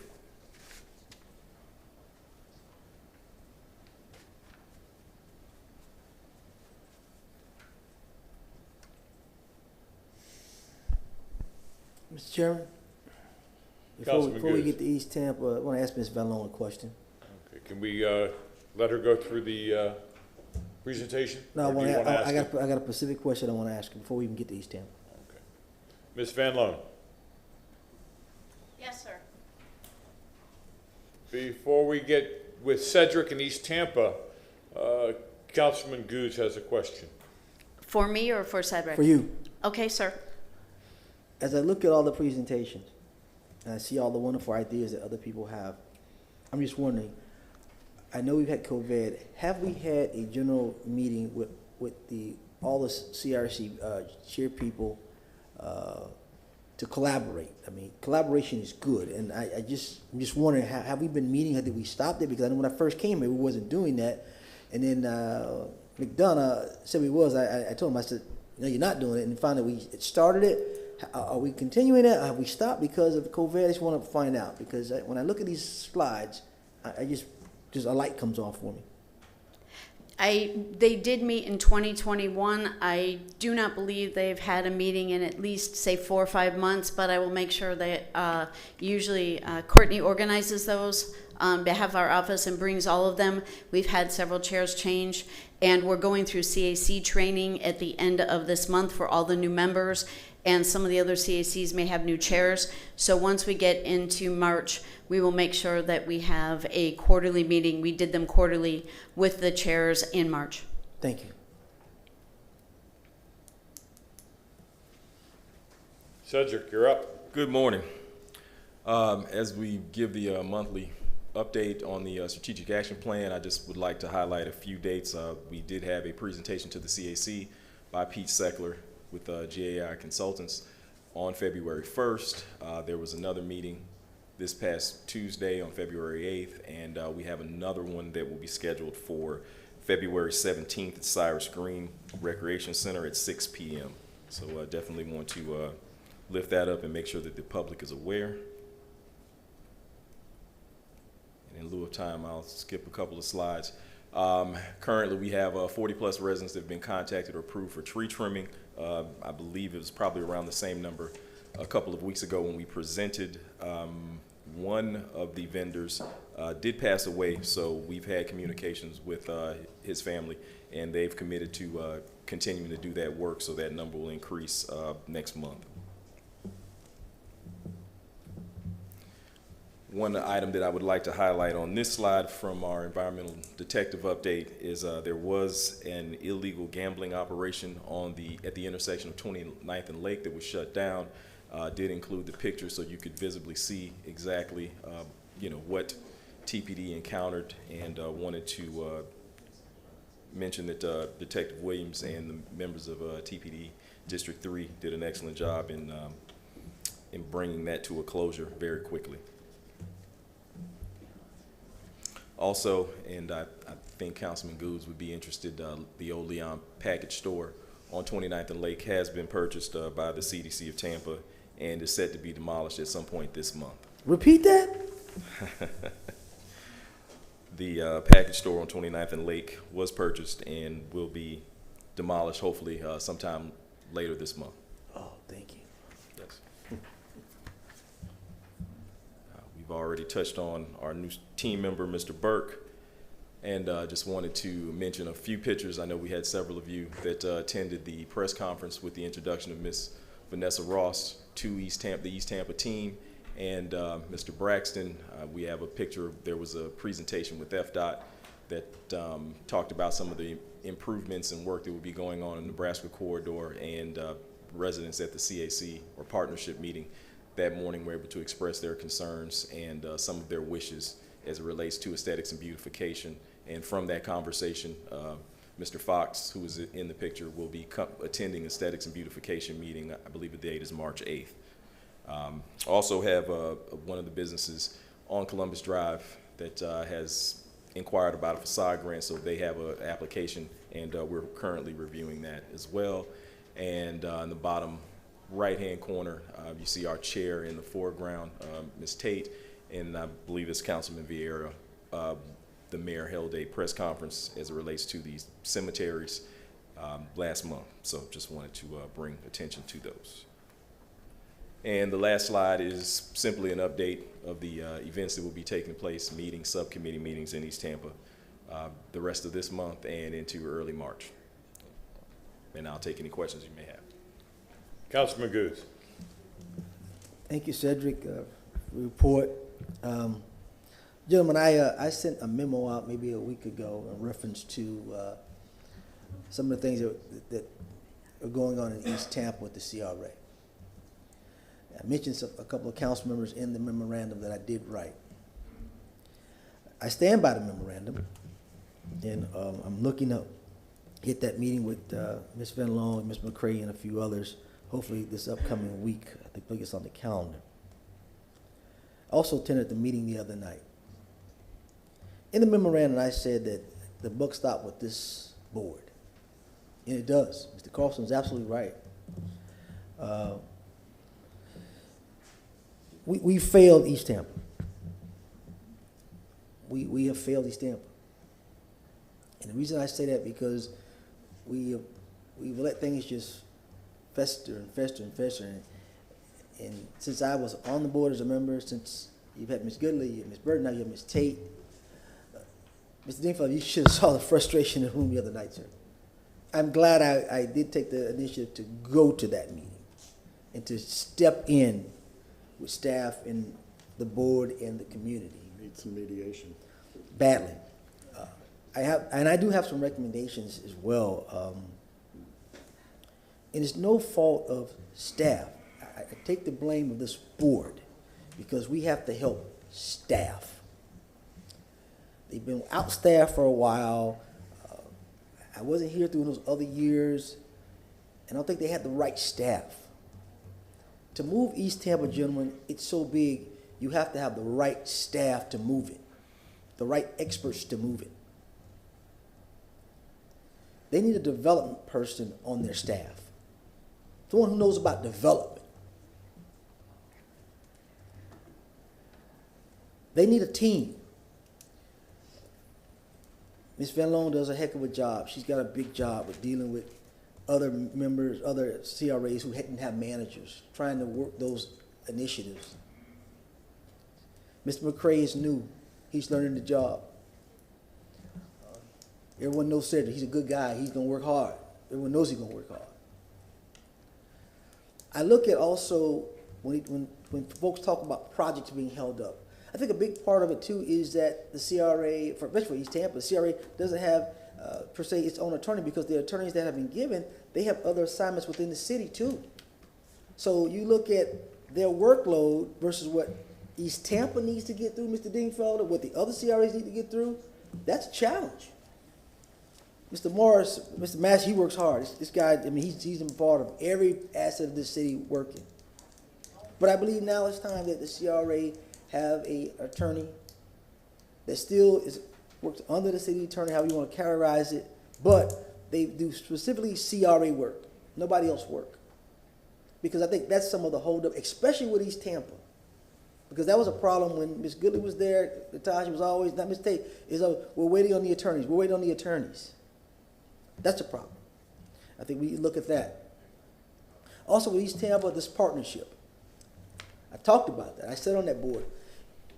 A couple of the board members of the CAC talked about it. It's confusing to the community. It's totally confusing. Ms. Van Loan tried to explain it the other night. But some few got it, but it still was confusing. So I think it's time for us to look at this partnership deal to where that might be a standalone, and then we deal with CAC, and the CAC has their committees. I look at the board makeup as well, and I told that to the members, and a lot of the members and also the audience, and they concurred to what I'm saying, is that when you look at the other CACs, they all have kind of member experts on their boards. East Tampa's always made up of the community. A lot of the some leaders, but a lot of your elderly people have sat on those boards through years. And God bless them, they don't know development, Mr. Dingfelder. They want to serve. They just want to be a volunteer. They don't know about economic development. They don't know about land use. They don't know about this and that. We just want something nice in our community. We want our community to look better. So I think it's coming to this board to have a meeting with, all of us meet with Ms. Van Loan with some ideas, some new strategies for East Tampa. New strategies to where we get East Tampa, and I think East Tampa is a standalone now because it's 7.4 miles. It's the biggest CRA. They need people to get the job done, to work expedient. I'm glad we've got 2 more people on board that they had to split to make that work, but they need a few more people on board to get them to really the train moving, to get Cedric to really get it geared, to get his team together, to get it moving, to get what we need for East Tampa. They're just frustrated that, yes, we've got some good low-hanging fruit, per se, but they can't see the wow for East Tampa. They can't see, I know people talk about the Yummy House. And the Yummy House was a good thing back then. I think I've been to the Yummy House one time. And most people that go to the Yummy House come from outside to go to the Yummy House. Most people in East Tampa don't go to the Yummy House. Just being honest. All I hear is the Yummy House, the big. No, they want to see a building. They want to see an apartment. They want to see something that's really a wow, that they can say, we did something. We finally got something. Then we can get there. But I think we need to have a robust discussion with the staff to see what we really need, and really somehow maybe have it closer to where we meet with the East Tampa CAC board so we can really hear from them collectively to see how we can really help to move East Tampa. Again, experience is the best teacher, gentlemen. I sat on that board. I felt the frustration when I was there that it doesn't move. You always say, well, how come they move over there, but we still can't move in here? Or people feel that you get a chair, it comes one year, they have these ideas, they make these recommendations, but then you get another chair, but you wonder, well, where's those ideas that went through the pipeline already? Those ideas shouldn't stop because you get a new chair. They should be just gone through. If that new chair has ideas, okay, you add that on to the cake. Another one come, you add that on to the cake, but those other projects shouldn't stop because of someone else's new vision. They've already been voted on to go. When we vote on something, it's gone. It's moving. That's what I think we need to look at. And I'm just, at this particular time, I believe that each council member needs to set a meeting up with Cedric and Ms. Van Loan, and eventually we need to probably have a session to where we have a time spot that we bring the CAC board of East Tampa in here and let them get their frustrations out, gentlemen. They're frustrated. And we need to go ahead and hear from them and let it get it out, and then we make some decisions and recommendations on how we need to move them forward.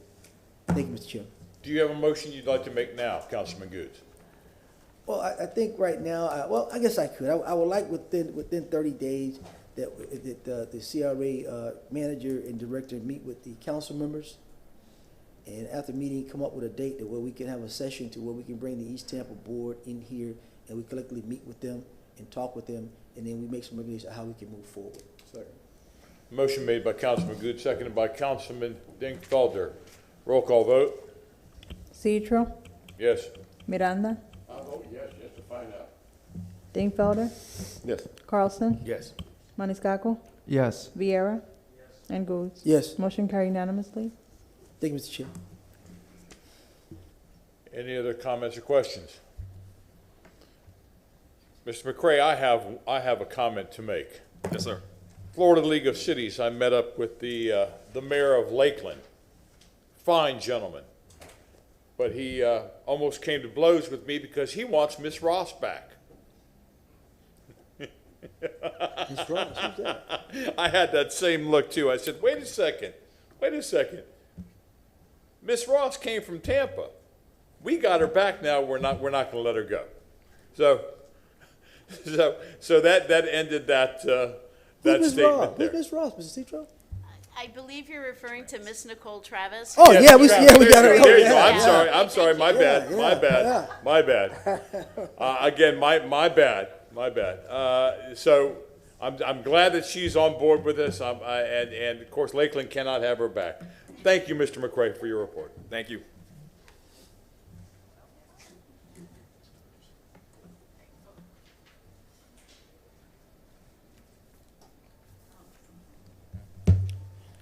Good morning, Courtney Orr, Ybor CRA Manager. Good morning, Ms. Orr. Good morning.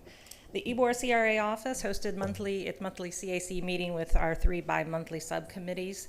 And I'll just mention one of this top bullet here. It's been an important one, City of Tampa Noise Ordinance discussion. We had Captain Brett Owen and Carol Post join us in January to explain the amendments. And there are 2 citywide virtual meetings scheduled.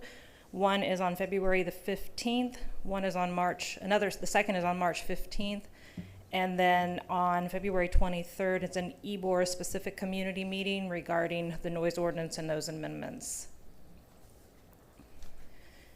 On the second page, you'll see here a continued list of topics of importance that are addressed during our public meetings.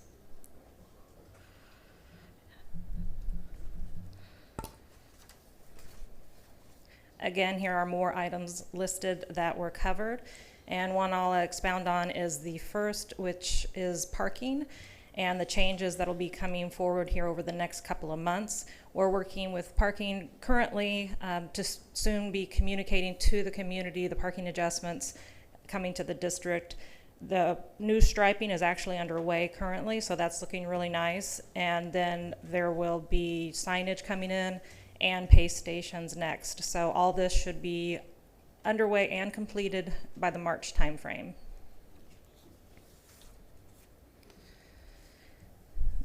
Photographed here is a collage of the district cleaning and improvement efforts that are a never-ending process to keep the district looking nice. This is our YES team, an outside high-pressure washing contractor, and then another contractor doing some brick work.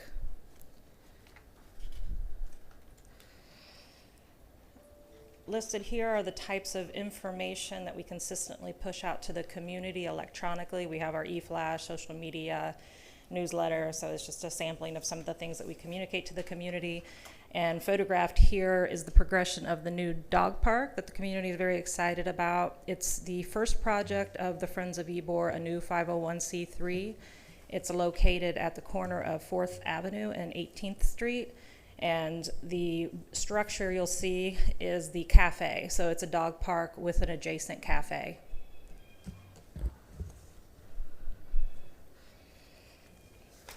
So the photos here are of the progression on the 24th to 26th Street streetscape completion with an entryway monument. And then the next pivotal project that we are excited to start is the 7th Avenue Archway Light Enhancement Project this summer. And thank you very much. That concludes all the CRA managers' reports. Comments or questions? Councilman Digfelder. Thank you, Mr. Chairman. Thank you, Courtney.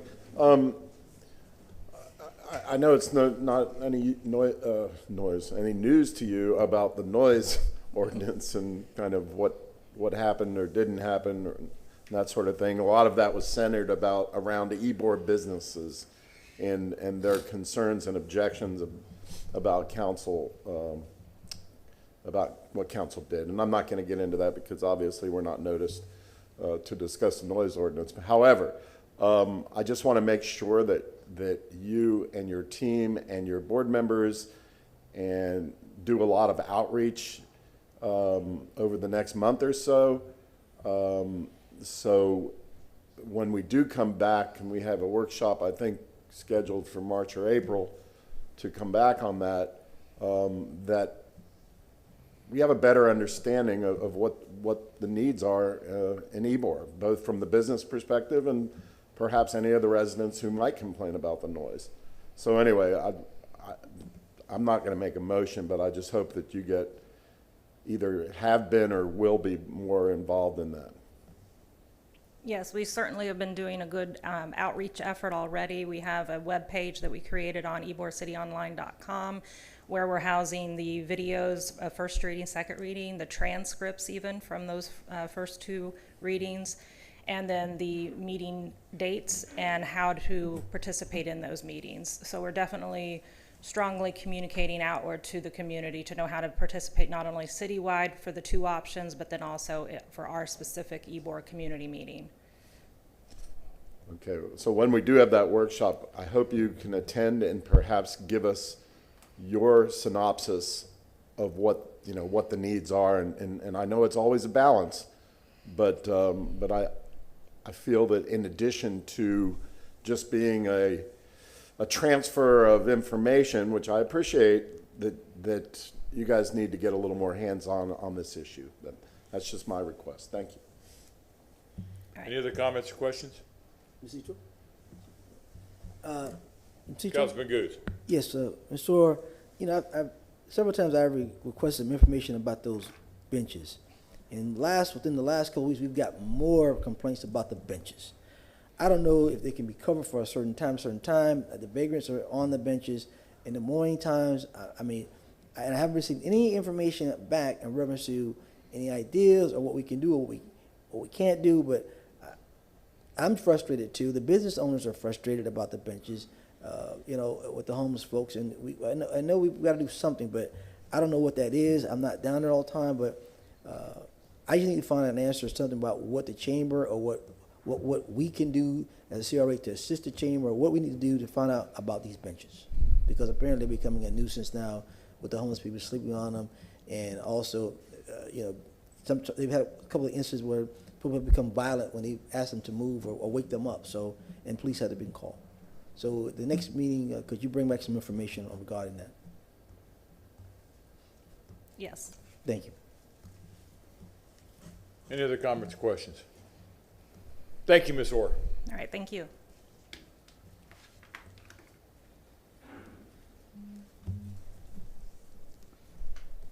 Good morning, Michelle Van Loan again.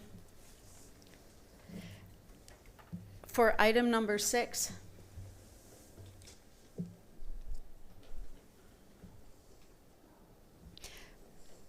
I am checking to see if you all would like a preview or overview from the consultant on the CRP for Channel District. If you do, then I recommend you go over that item for the 1:30 when we come back at 1:30. If you have no comments or questions and are ready to move forward with the resolution to move it forward to Planning Commission, then we can do that now. So it is at your pleasure. We do have the consultant that would be ready to provide you a PowerPoint overview of that if you so desire. What is the pleasure of the board? To assist you all, this is just the first step in the review of the community redevelopment plan update. This would refer it to the Planning Commission for their review for consistency with the City of Tampa Comprehensive Plan, which is a requirement under state law. It would then come back to you as the CRA board and then you would make a formal recommendation really to yourself sitting as city council, because city council ultimately has to be the one to amend the community development plan. Councilman Digfelder. Thank you, Mr. Chair. Mr. Massey, just to clarify, excuse me. Thank you, Mr. Chairman. Mr. Massey, just to clarify that,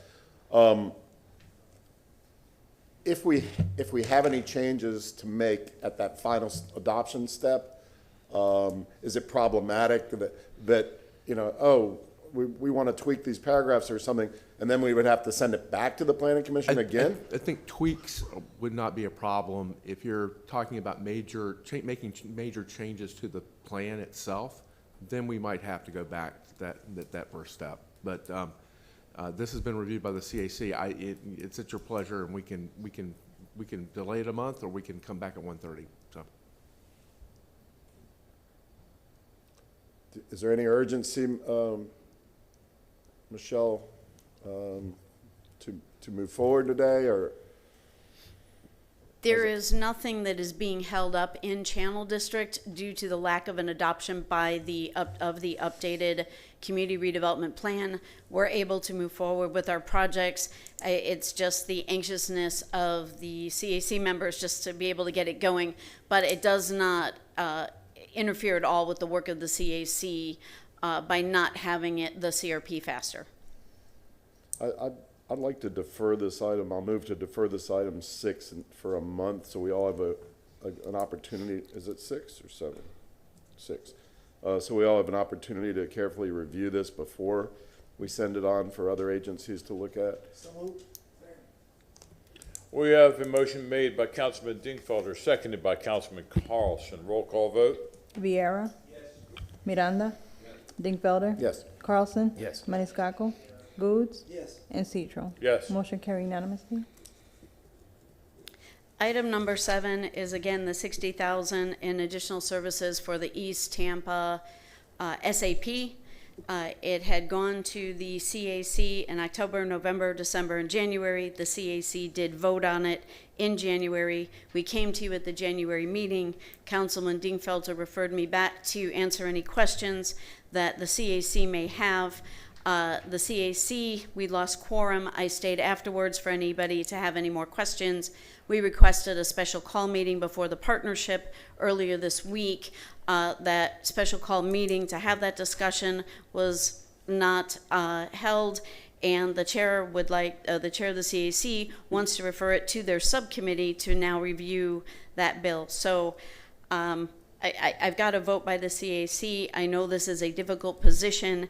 The 2-page explanation of all the fees has been provided to the CAC since October and every month after that, and they do have a vote. So I'm bringing it to you to either direct again and otherwise, or to approve. Mr. Chair. Councilman Goods. I did go to that meeting. I was upset because I want to say it was raining that night, but there was no quorum for it to be discussed. I know Mr. Dingfelder made that motion for it to go back to be discussed, so I'll leave it up to him at this particular point. But they did not have a chance per his recommendation for the discussion. Councilman Dingfelder. Thank you, Mr. Goods and Mr. Chair. There's an open wound right now between everybody, and I don't want to rub salt in the wound. So I think I'm sure that our vendor will understand, and I'd like to defer this item for whatever time would be appropriate. Michelle, do you think we can get it over to to whoever wants to look at it in East Tampa and come back in a month, or do we need 2 months?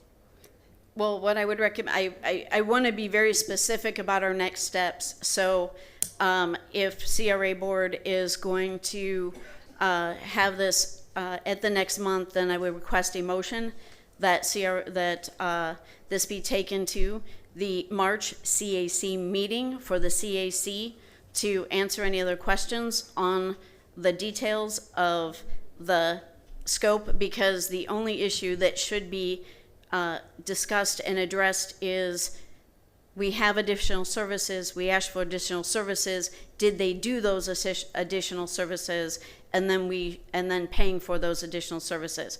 The other issues are clouding the issue for something that is a contractual issue between the city and the consultant. Okay. And I understand there are a lot of other issues going on right now in East Tampa, but this has to do with our contractual issues and not some of the other All right. that are being thrown in there. All right, I appreciate your input. I'm not going to try and tie the hands of the CAC in terms of what they do or don't do, but I will make a motion to defer this item to come back to us next month, and to direct staff to put this on the agenda for the next CAC meeting, which I hope occurs between now and our next meeting. Yes, it does, sir. You have a motion you have a motion that's been made by Councilman Dinkfelder, seconded by Councilman Goods. Refresh my memory real quick, please, Ms. Van Loan. Was this already motion, seconded, and voted on by the CAC? Yes, they approved it at their January meeting. So this has already been approved by the CAC? Yes, sir.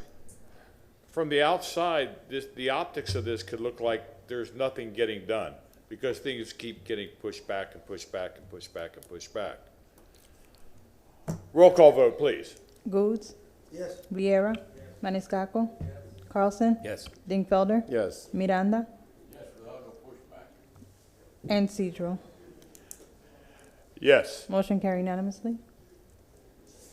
Item number 8 is a neighborhood group special grants program. It's very similar to the one that was passed over the summer for West Tampa. One of the changes and the main difference is that this program allows for the CRA to have the ability to pay for some of the costs for a project up front directly to a vendor, depending on the nature and our ability to do so through the purchasing department, if the group applying for the grant does not have the financial resources to fully fund the project up front and then get reimbursed. And so we're asking for you to approve this program for East Tampa. Motion made by Councilman Maniscalco, seconded by Councilman Miranda. Roll call vote. Miranda? Is that 8? Thank you. Miranda? Yes. Goods? Yes. Dingfelder? Yes. Carlson? Yes. Maniscalco? Vieira? And Cedro. Yes. Motion carried unanimously. Item number 9 is requesting an additional $1,000 and approval of 2 additional houses that were handled through the grant request by the Center of Economic Development. And so we're asking the CRA board today to approve the fact that they did 2 additional houses that were not part of the original request, and it increased the total grant to $11,000. Motion made by Councilman Miranda, seconded by Councilman Maniscalco. Roll call vote. Maniscalco? Carlson? Yes. Vieira? Miranda? Yes. Dingfelder? Yes. Goods? Yes. And Cedro. Yes. Motion carried unanimously. Items number 10 and 11 are appointments to the downtown and to the EBOR CACs. So moved. Second. We have a motion made by Councilman Dinkfelder, seconded by Councilman Goods. Roll call vote. Maniscalco? Vieira? Miranda?